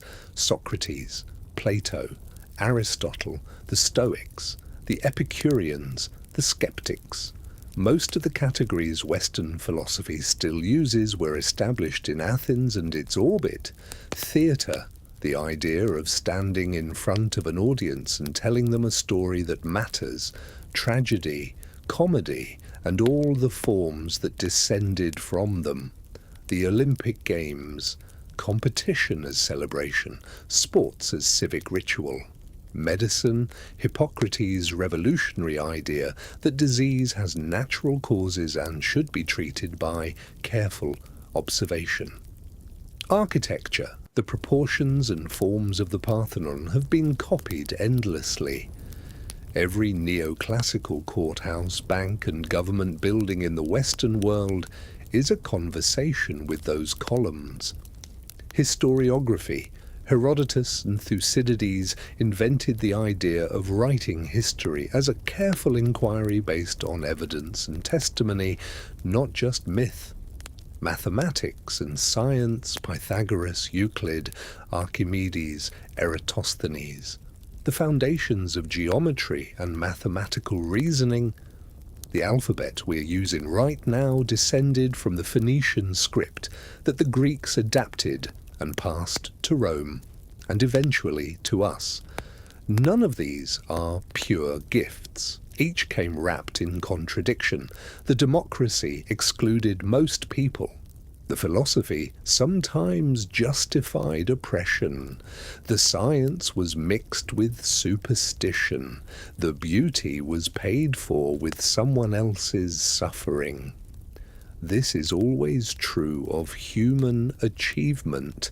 The remarkable thing is that so much of what we still argue about, still return to, still find useful or beautiful or worth contesting, so much of it was worked out in rough draft, in this one city, in this one extraordinary century. They didn't finish the job. Nobody ever finishes the job, but they started something. The city is very quiet now. You're back in that small room with the rope-strung bed and the wool mattress and the small window looking out. The moon is up. Somewhere in the city a dog is barking at something that probably doesn't exist. Tomorrow the Agora will fill up again. The fishmongers will shout. Someone will be asking for a definition of justice. The philosophers will sit in their corners. The bread will be dipped in olive oil, and the Parthenon will be up there on the hill with a lamplight catching the gold. It is somehow enough. It is actually quite a lot. Hey, if you made it all the way here, thank you. That was quite a night in ancient Athens. We woke up, ate bread, walked the Agora, climbed the Acropolis, sat at the Symposium, argued about justice, watched the plays, and made it back to bed before sunrise. If you're still awake, I'm genuinely impressed. Go to sleep. If you drifted off somewhere around Socrates asking his questions, that's honestly the best possible outcome. Subscribe if you want more of this. There are more places to visit, more nights in cities that don't exist anymore. Get some rest. See you next time. Let's talk about what it was like to grow up in ancient Athens, because children were everywhere, and childhood in ancient Greece was both recognizable and deeply strange from a modern perspective.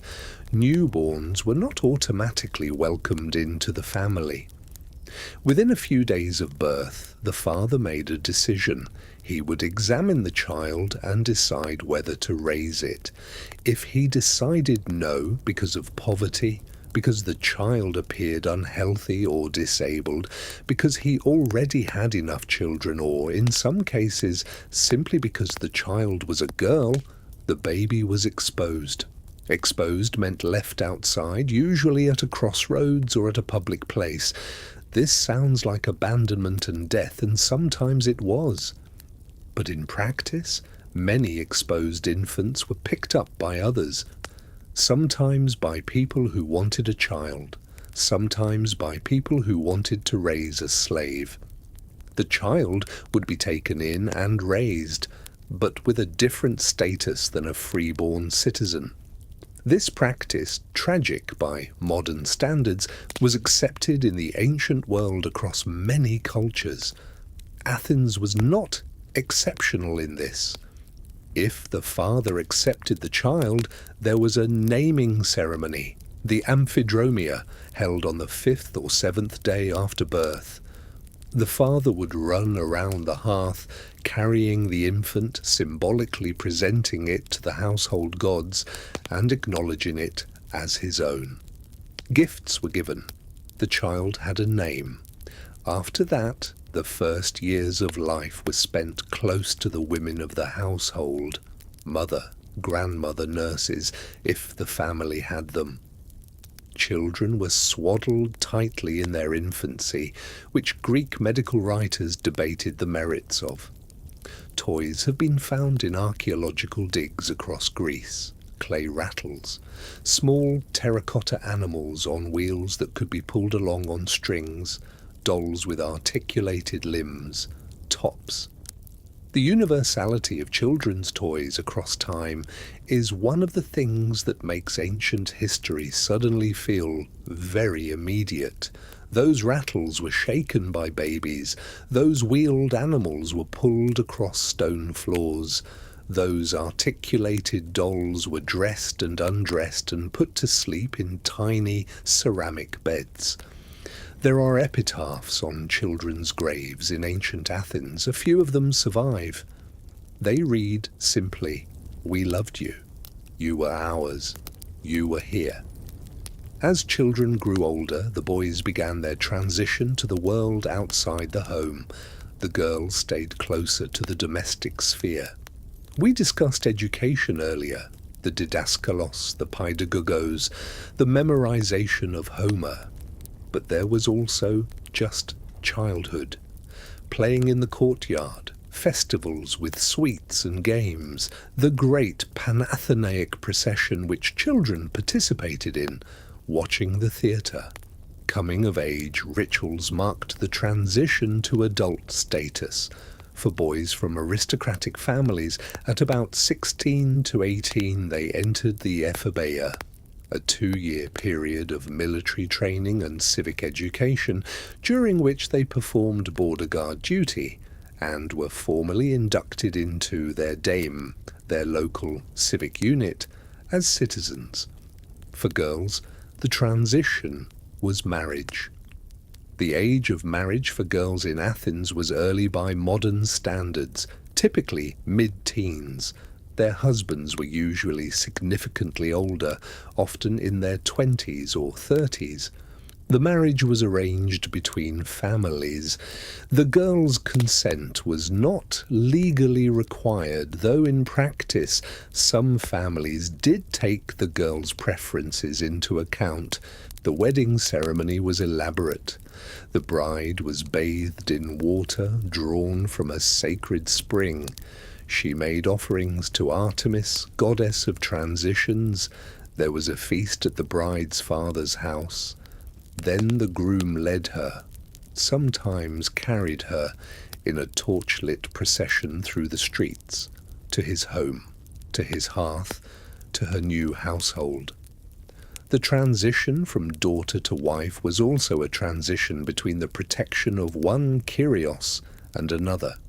Some young Athenian brides dedicated their childhood toys to Artemis before their wedding day. Their dolls, their rattles, their small clay figures left at the goddess's temple. Childhood offered up, adulthood beginning. Music was everywhere. In ancient Athens, at festivals, at symposia, at athletic competitions, at theatre performances, in religious rituals, at funerals.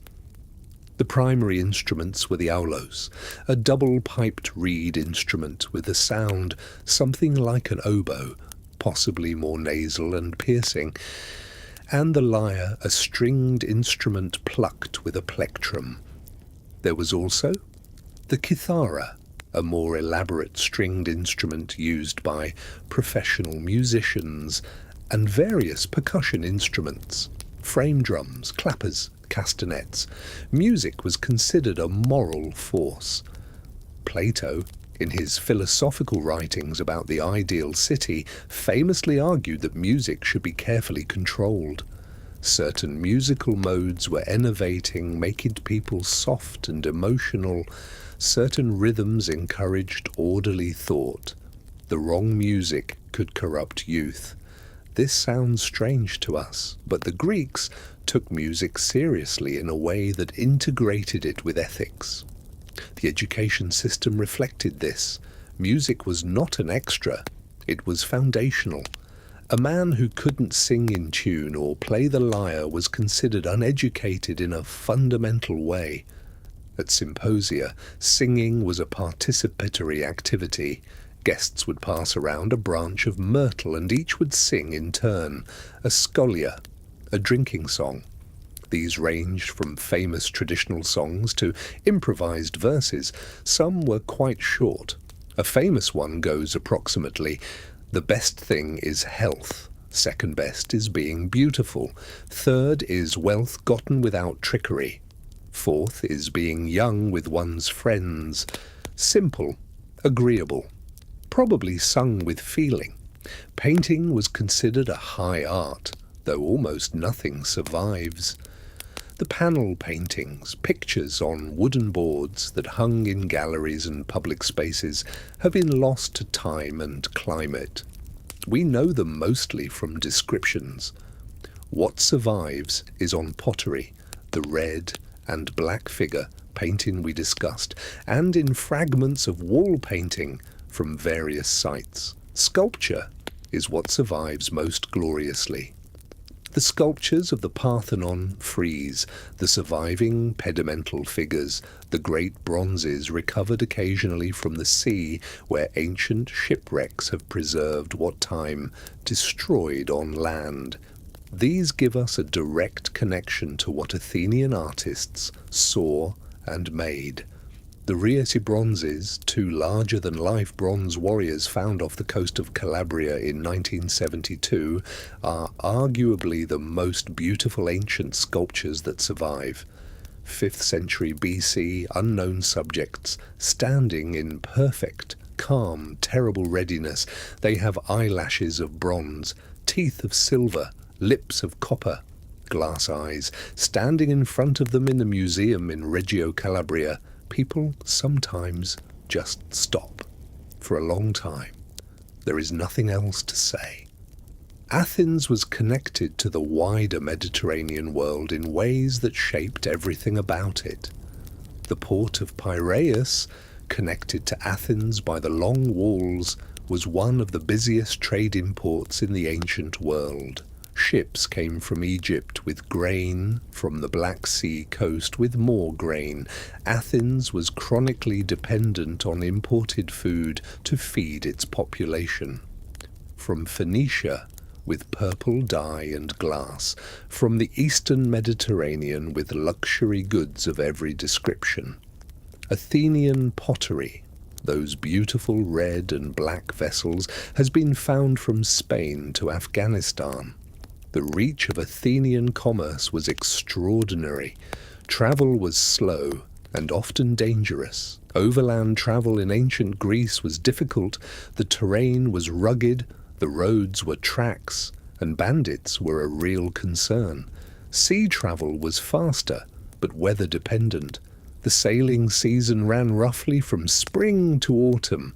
Winter sailing was possible, but risky. The Mediterranean could be brutal in winter storms. Herodotus, the historian, often called the father of history, though also sometimes the father of lies because his stories were sometimes fanciful, travelled extensively around the Mediterranean and the Near East, gathering information for his histories. He visited Egypt. He gathered information about Persia and the Scythians and the Lydians and the Ethiopians and the Indians. Much of what he wrote was accurate, or close to accurate. Some of it was clearly based on second-hand sources that had passed through several layers of transmission. He described dog-headed men somewhere in India. He described gold-digging ants in Persia, larger than foxes. He recorded the customs of peoples he'd never met based on what travellers told him. He also recorded, with apparent equal credulity, accounts of Persian court ceremonial that have been confirmed by Persian sources. Herodotus is a reminder that the ancient world knew more about its neighbours than we sometimes assume, and also, sometimes, much less than it thought it did.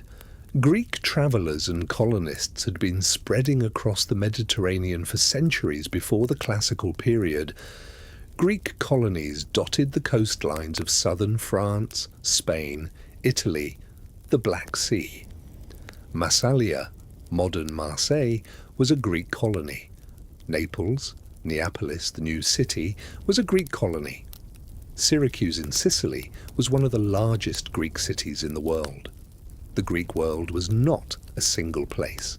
It was a network, and Athens at its peak was the centre of that network. The Greeks named the planets. They understood that the bright wandering stars, what we call planets, were different from the fixed stars that moved together as a group. They called them planets, wanderers. The brightest point in the evening sky, visible just after sunset, they named Hesperus, the evening star. The brightest point in the morning sky, rising just before sunrise, they named Phosphorus, the light bringer. They eventually realized these were the same object, what we call Venus. The moment of that realization is sometimes attributed to Pythagoras. Imagine that moment, someone looking at the evening sky, then looking at the morning sky, and realizing those are the same thing. That thing that sets with the evening and rises with the morning, it's making the whole journey with us. It's not two things, it's one. This is what intellectual life in ancient Greece felt like at its best. The ordinary sky full of ordinary phenomena, and then the sudden, quiet, astonishing recognition of a pattern. The world is not chaos. Things that seem separate are connected. You just have to look long enough. Socrates would have said, you also have to ask the right questions. The stars are the same tonight as they were then, more or less. The sky over Athens and the sky over your bedroom window draw from the same ancient light. In some moods that feels like almost too much. In other moods it's exactly what you needed to hear. We've mentioned the philosophers throughout this journey, but let's sit with them a little longer, because these were not distant academic figures. They were people who walked the same streets we've been walking. They ate at the same Agora. They breathed the same sea air. And what they thought about still shapes how most of the educated world thinks about thinking. Before Athens, before the Golden Age, there was Thales. He lived in Miletus on the coast of Asia Minor around 600 BC. Tradition credits him with a striking number of firsts. He reportedly predicted a solar eclipse. He figured out how to use the stars for navigation. He calculated the height of the Egyptian pyramids by measuring their shadows. He is sometimes credited with the first geometric proofs. Most importantly, he asked a question that seems simple and is profound. What is everything made of? He answered, water. He was wrong, but the question was the revolution. Before Thales, the answer to that question was, the gods made it, and it's what it is because they wanted it so. Thales said, no, there's a material explanation, let's find it. His successors suggested air, or fire, or a combination of 4 elements, or indivisible particles, atoms, that combine in different ways to make different things. They were all building on the same move, asking what the world is made of, assuming the answer is material and discoverable, and arguing about it with evidence.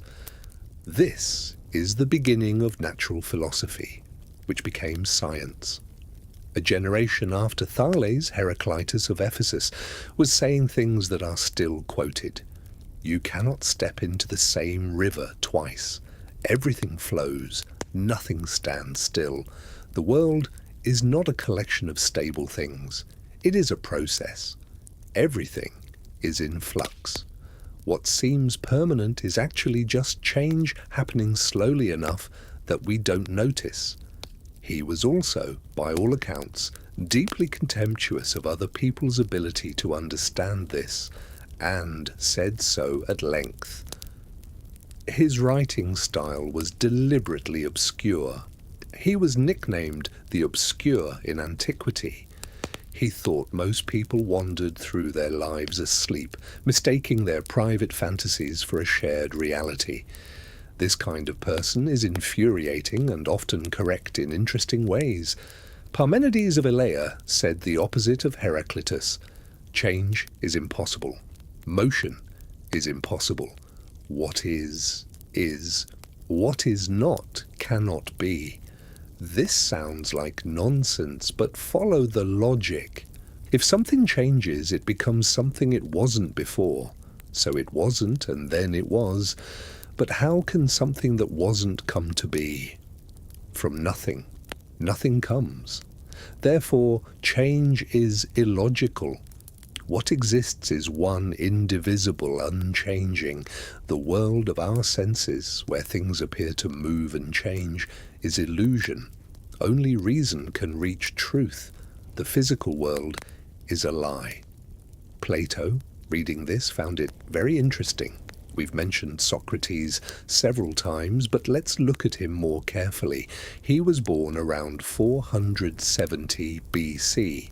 His father was a stonemason, his mother a midwife. He served as a hoplite soldier, infantry, in several campaigns during the Peloponnesian War, and distinguished himself for courage. He was, by ancient descriptions, physically unprepossessing. Bulging eyes, a flat nose, a pot belly. He walked barefoot, wore the same clothes all year, and had the physical endurance to stand outside in a blizzard without apparent discomfort. He was also one of the most magnetic personalities anyone who met him had ever encountered.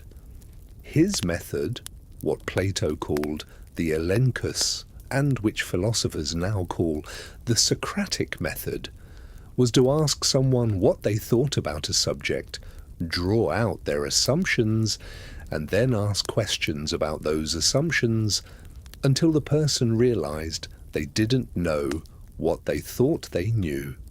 This is how he described himself, as a gadfly stinging the horse of the state into wakefulness, or as a midwife. He used his mother's profession as a metaphor, helping others give birth to ideas they already had inside them, but hadn't yet examined. The thing that made him dangerous politically was this. He applied this method to everything, including the people who ran Athens, including the generals who led its armies, including the poets who claimed to be the keepers of wisdom. He found repeatedly that they didn't know what they thought they knew. The politicians didn't understand justice. The generals didn't understand courage. The poets couldn't explain what their poems meant, and Socrates kept saying so, in public, in front of their peers. At his trial he said, "I know that I do not know," and this, at least, is something. He was convicted by 280 votes to 220. 30 votes the other way, and we might not have the apology, the Phaedo, the Republic. Plato might have continued as a playwright. Western philosophy might have gone quite differently. 30 votes. Aristotle was Plato's student, which means he was Socrates' intellectual grandson. He disagreed with Plato about almost everything important. Plato: the real world is the world of ideas. The physical world is a shadow of the ideal. Aristotle: the real world is the physical world. Ideas exist only through physical things. If you want to understand the good, look at people actually being good, not at an ideal form.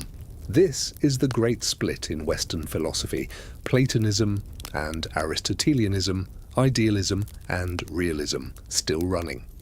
Aristotle also just wrote about everything: logic, physics, biology, ethics, politics, aesthetics, rhetoric, meteorology, psychology, the soul, dreams, memory, animals, plants, the heavens. He was probably not right about everything. He was wrong about quite a lot, in fact. Women were inferior to men, he thought. Slavery was natural. The earth was the center of the universe. But his method, observe, categorize, reason, argue, revise, was the foundation of empirical inquiry. The Library of Alexandria stocked his works. Medieval Arab scholars translated and preserved and extended them. European scholars rediscovered them and built scholasticism. The scientific revolution partly started as an argument with Aristotle. He is the one we're arguing with when we argue about nature versus nurture. What is the purpose of life? Whether ethics can be grounded in reason. How we know what we know. A student in Athens a long time ago, still in the room. Let's actually go to the theatre. Not just mention it, actually go. It is the spring festival of Dionysus. Late March or early April, the hills above Athens are bright green from the winter rains. The weather is perfect. You wake before dawn. The festival begins early.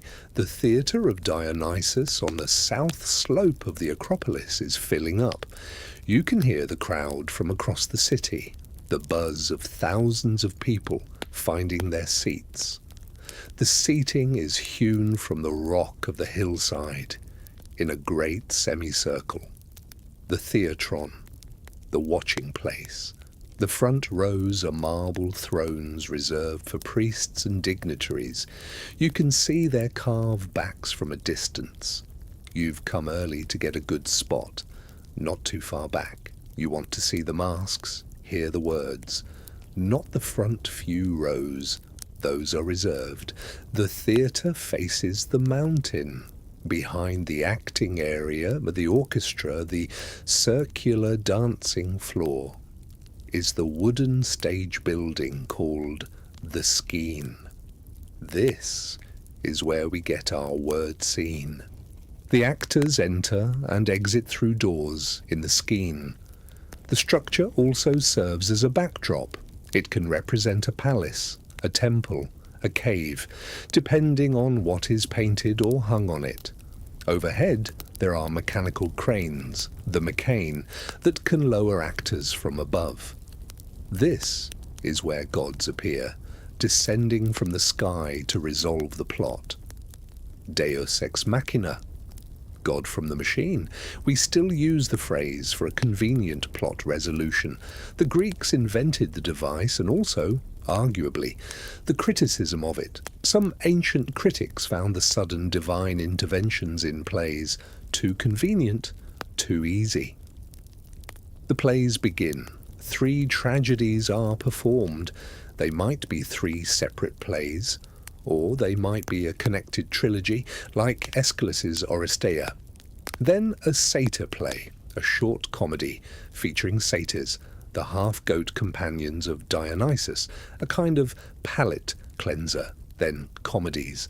The tragedies deal with terrible things. Agamemnon returns from Troy to be murdered by his wife. Medea kills her children to punish her unfaithful husband. Oedipus discovers he has killed his father and married his mother. Antigone chooses divine law over human law and dies for it. These are not comfortable stories, but the Greeks believed that watching terrible things happen to people on stage could purge you of fear and pity. Catharsis, Aristotle called it. That theatre was therapeutic, that weeping in the audience was not weakness, but a kind of cleansing. The masks the actors wore allowed a small number of actors to play multiple roles. You changed your mask, you changed your character. The masks also projected the voice the way a resonating chamber amplifies sound. The chorus moved together in the circular orchestra space, singing, commenting, reflecting on the action. They were the voice of the audience, in a way, or the voice of the community, or the voice of what everyone privately thinks but no one on stage is saying. In Antigone, when Creon has condemned Antigone for burying her brother in defiance of his decree, the chorus says, carefully, obliquely, that perhaps the king might be wrong. The chorus is never the hero, but the chorus is always right. Athens ran on money in a way that was relatively new in the ancient world.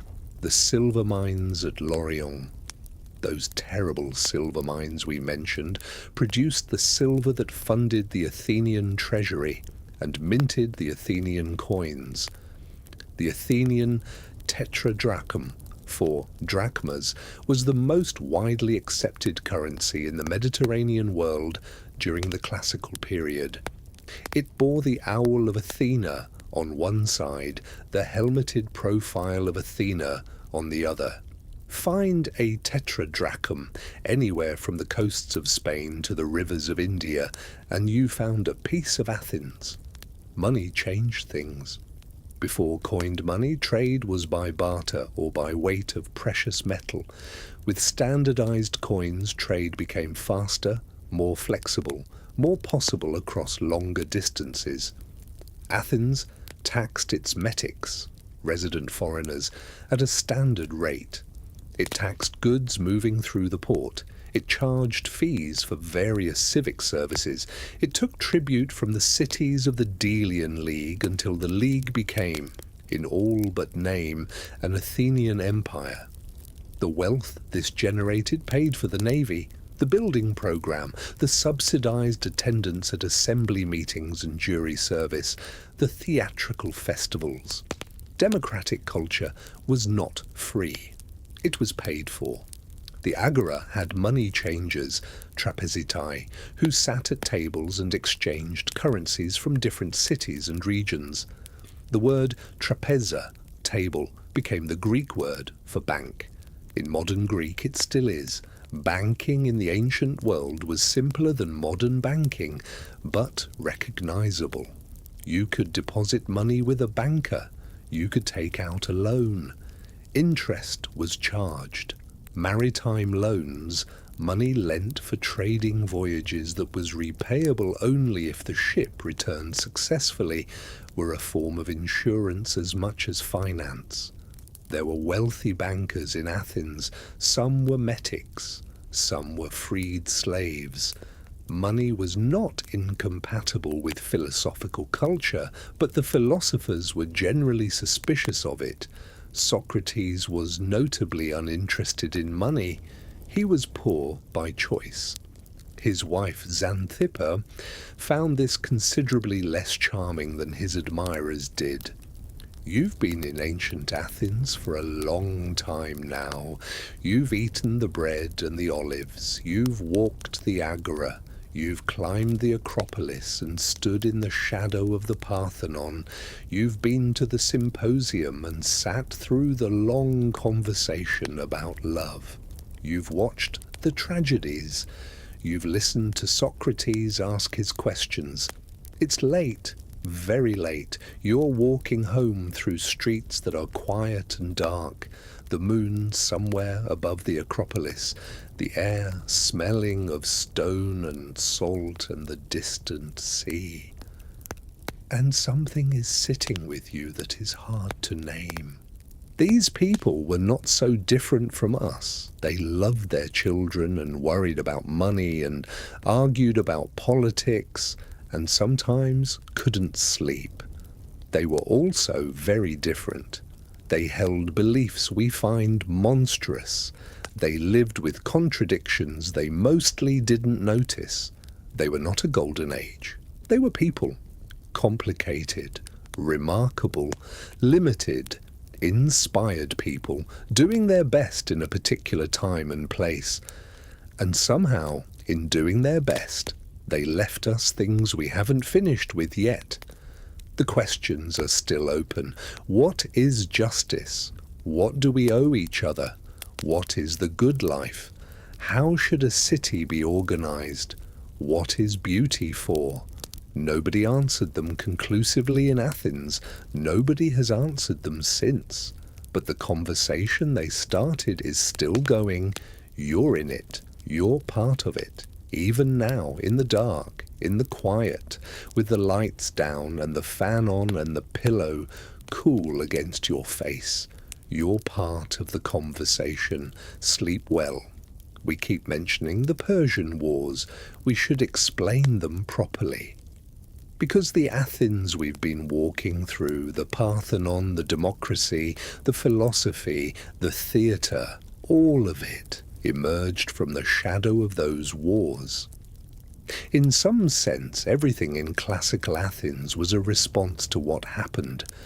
Go back to 490 BC. The Persian Empire was the largest the world had ever seen.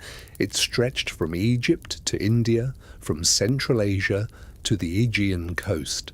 Its king, Darius I, had been annoyed by the Greek cities on the coast of Asia Minor, the Ionian Greeks, who had revolted against Persian rule with some help from Athens.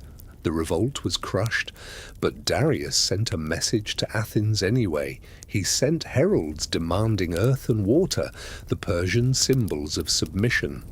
The Athenians threw the heralds into a pit.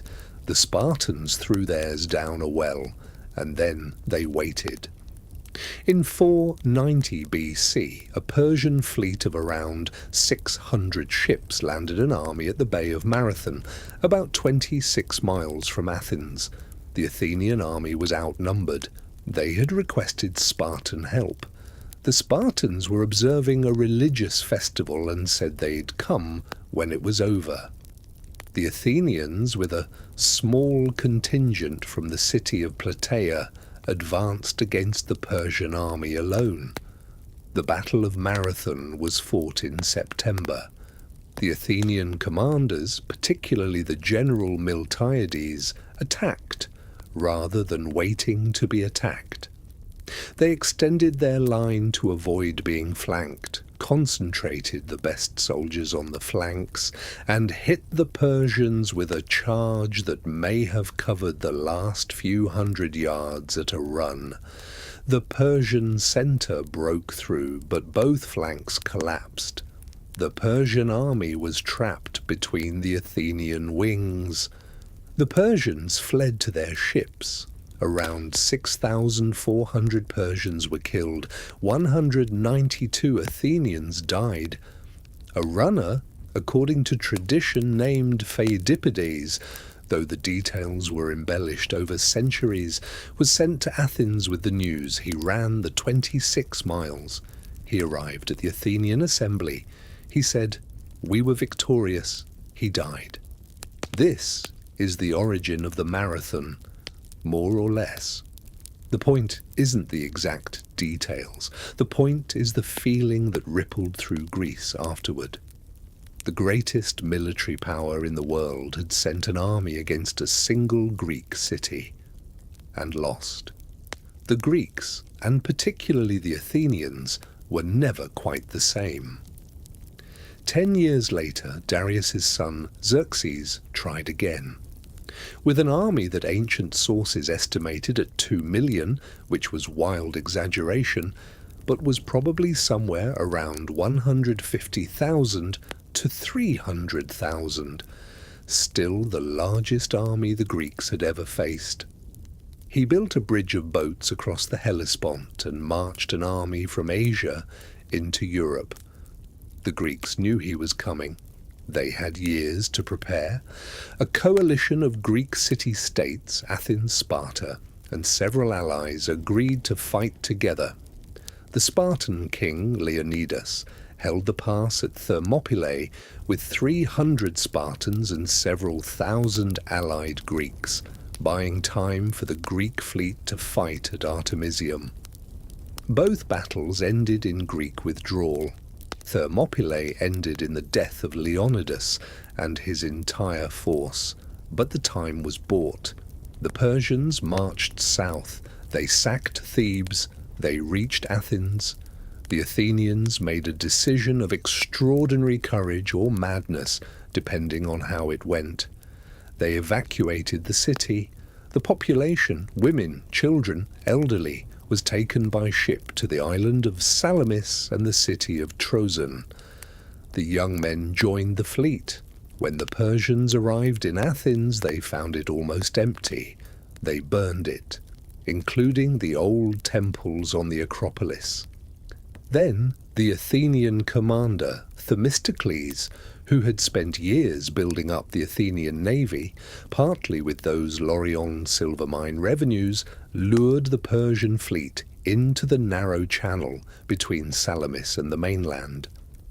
In narrow water, the Persian numbers were useless. Their larger ships couldn't maneuver.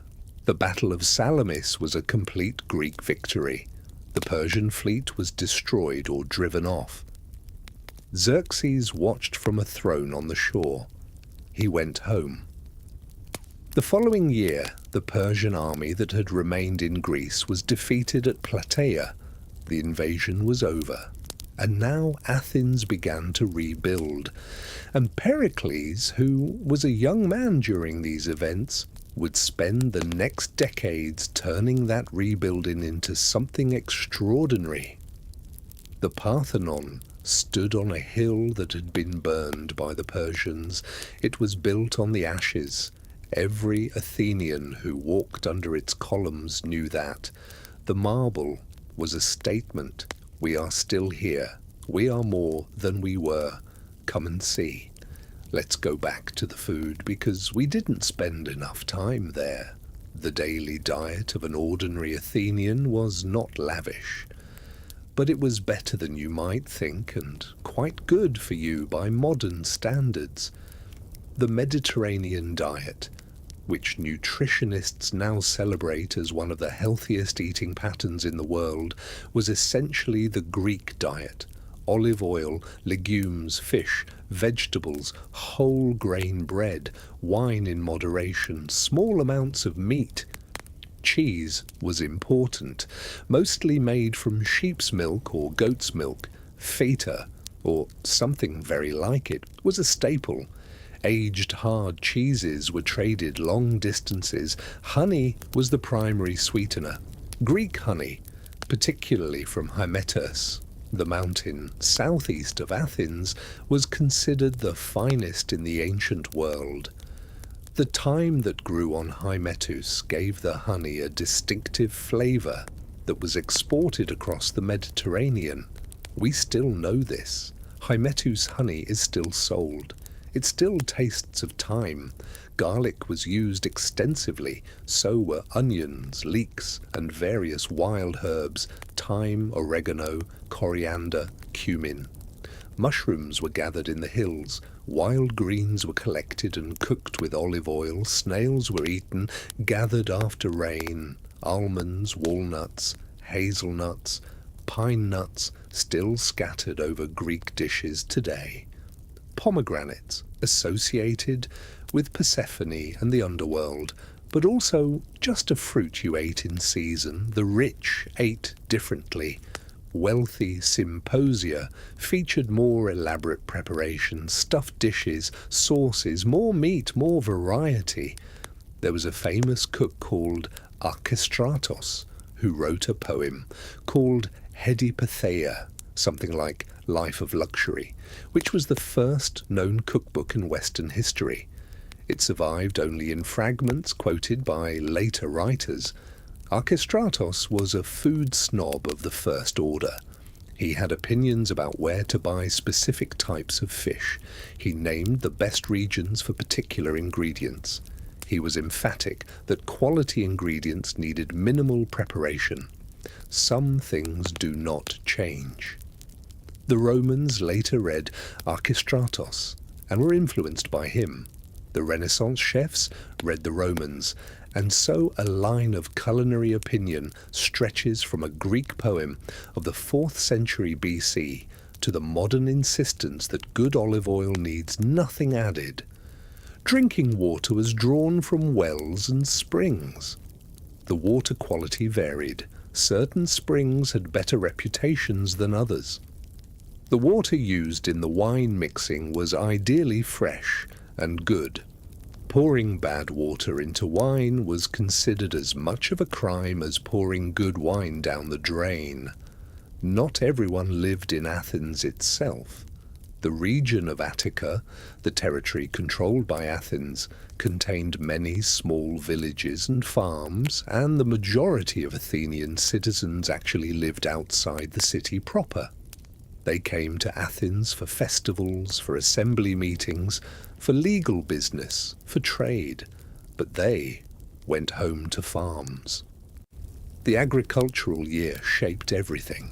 Spring ploughing and planting, grain went in, barley mostly, some wheat in better soil, summer harvesting, hot, brutal work under the Greek sun, threshing, winnowing, getting the grain in before it's spoiled. Autumn, the olive harvest. This was a big operation. Olives were beaten from the trees with poles or shaken loose, collected on nets spread below. Then pressed. The first cold pressing gave the finest oil. The subsequent pressings gave lesser grades. The grape harvest happened in autumn too. Grapes were trodden, the juice fermented. This was festive and communal. The grape harvest was associated with Dionysus, with celebration, with song. Winter, a quieter time. Maintenance, repairs, planning. The small farmer, or what the Greeks called an autourgos, a self-worker, was the backbone of the democratic ideal. Aristotle and other thinkers praised small landholders as the best citizens, not too rich to be corrupted, not too poor to be desperate. In practice, farming in the rocky soil of Attica was hard. Drought years could mean ruin. A bad olive harvest could devastate a family's income. The farmstead was usually simple. A main house, animal pen, storage for food and equipment, a threshing floor. Animals were kept. Sheep, goats, pigs, donkeys for work, sometimes cattle. Bees were kept, the honey we mentioned. Also beeswax, which was used for writing tablets. You scratched into the wax with a stylus, and when you wanted to reuse the tablet, you smoothed it out again. The relationship between the city and the countryside was complex. The city needed the food the countryside produced. The countryside needed the city's markets, its legal system, its protection. The long walls that connected Athens to its port at Piraeus were partly a reflection of this geography.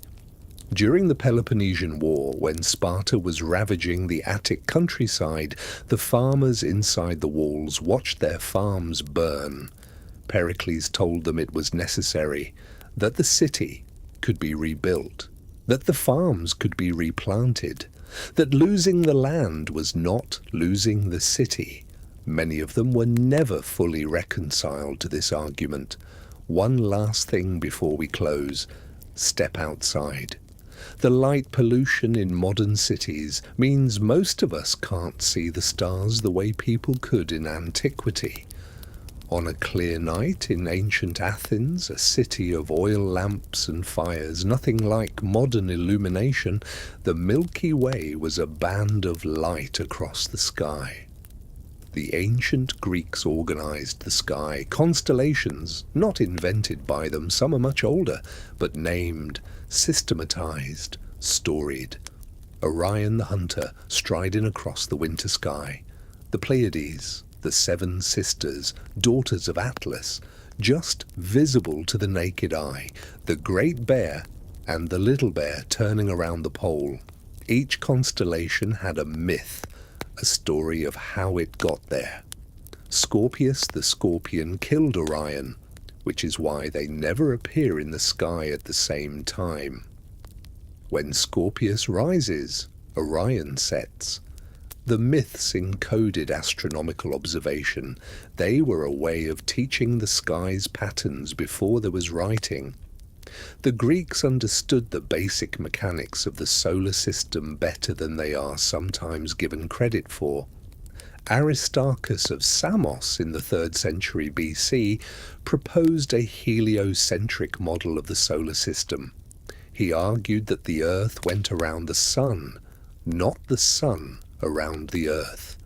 He was mostly ignored. Aristotle's geocentric model was more influential and fit observations better with the tools available. Aristarchus was right. He just didn't have a telescope.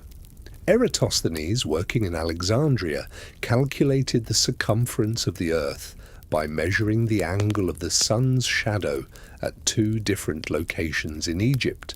One where the sun was directly overhead on the summer solstice, one where it wasn't. His calculation was remarkably accurate, within a few % of the correct value. He did this without leaving his library, with a stick, a shadow, and geometry. In the 2nd century BC, an astronomer named Hipparchus created a star catalogue of around 850 stars, recorded their positions with considerable accuracy, and discovered the precession of the equinoxes, the slow wobble of the Earth's axis that takes about 26,000 years to complete. He wasn't sure what caused it, but he noticed it was happening. Around 100 BC, an extraordinary device was built, or rather assembled, since it seems to have had predecessors, that we call the Antikythera mechanism, because it was found in a shipwreck off the Greek island of Antikythera in 1901. It's a bronze mechanical computer. It uses a system of gears to predict astronomical positions, the movements of the sun and moon, the dates of eclipses, the cycle of the Olympic Games. It is extraordinarily sophisticated. Nothing comparable appears in the historical record for over 1,000 years after it was made. How many of these devices were made, we don't know. Who designed it, we don't know. What else that civilization was capable of building, we don't know. The wreck sank. The mechanism corroded. We almost never found it at all. What was lost is probably beyond imagining. What survived is extraordinary enough. Before we finally sleep, we have to go to Delphi. You can't understand ancient Greece without Delphi. The sanctuary of Apollo at Delphi sat on the slopes of Mount Parnassus, above the Gulf of Corinth, at what the Greeks called the Omphalos, the navel of the world. The myth said Zeus had released 2 eagles from the opposite ends of the earth, and they had met here, above Delphi. This was the centre. The Pythia, the oracle, sat on a tripod in the innermost chamber of Apollo's temple, breathing vapours that rose from a crack in the earth and delivered the god's prophecies. The vapours were real. Geological surveys in the 20th century confirmed that the site sits above intersecting fault lines that release ethylene gas, a sweet-smelling, mildly hallucinogenic compound. The Pythia was inhaling a natural intoxicant and entering altered states. This doesn't explain everything, but it explains something. Before any major decision, going to war, founding a colony, establishing laws, choosing a leader, Greek cities consulted the oracle. She was the most trusted voice in the Greek world. But her answers were famously ambiguous.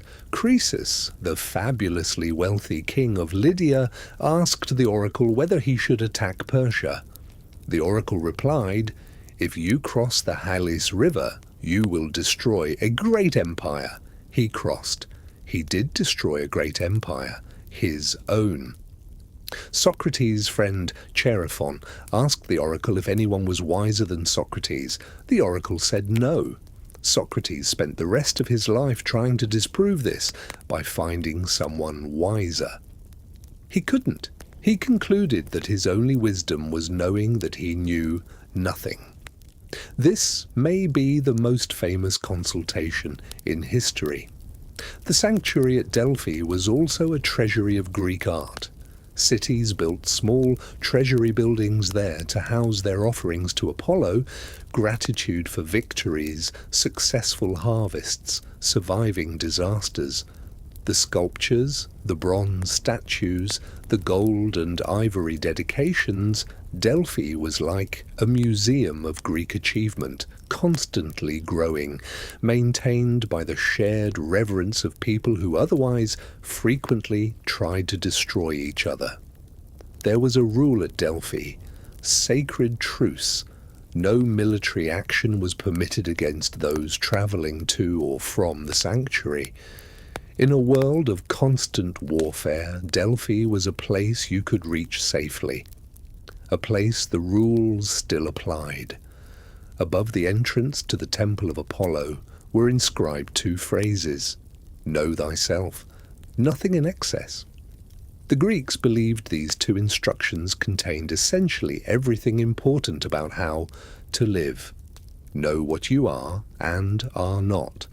Don't overreach. Stay within what is appropriate to a human being. The concept of hubris, overweening pride, excessive ambition, was the great Greek sin. Not theft, not dishonesty, not even cruelty exactly. The thing that brought down the great heroes was always hubris, reaching beyond human limits, thinking yourself equal to the gods. The gods would notice. They always noticed, and they always sent you back to your place. This is the great Greek warning, delivered from the center of the world. Know yourself. Don't go too far. It didn't stop them, it didn't stop anyone, but they knew the rule. And knowing the rule and choosing to break it anyway, that's very human too. One last walk. Before we sleep, before we leave, let's go down to the harbour. Piraeus is 3 miles from Athens, connected by the long walls that run parallel to the road. In the early morning, before the sun is fully up, the road is quiet. Just the creak of a cart somewhere, a dog, the distant sound of hammering where a ship is being repaired. The harbour smells of pitch and salt and fish. The triremes, Athens' famous warships, are beached along the shore, drawn up out of the water when not in use to keep the hulls from waterlogging. They're long, lean vessels, powered by 170 rowers arranged in 3 banks. The trireme was a technical marvel. It could reach speeds of perhaps 8 or 9 knots under oar, fast for an ancient warship. Its primary weapon was its bronze ram at the bow, designed to punch through the side of an enemy ship. To use it effectively required extraordinary coordination from the rowers and the helmsman. The taktaron, the drum or flute that set the rowing rhythm, kept everyone in time. Athenian naval power was democratic naval power. A trireme needed 170 rowers. Most of them were not soldiers or aristocrats. They were ordinary Athenian citizens, freed slaves, metics, poor men who needed the daily wage the navy paid. These were the men who won Salamis. Themistocles, the Athenian commander who had pushed to build the fleet, had argued that Athens' strength lay not on land, but at sea. His rivals called this cowardly. Real men fight standing on solid ground. He was right, and the victory proved it.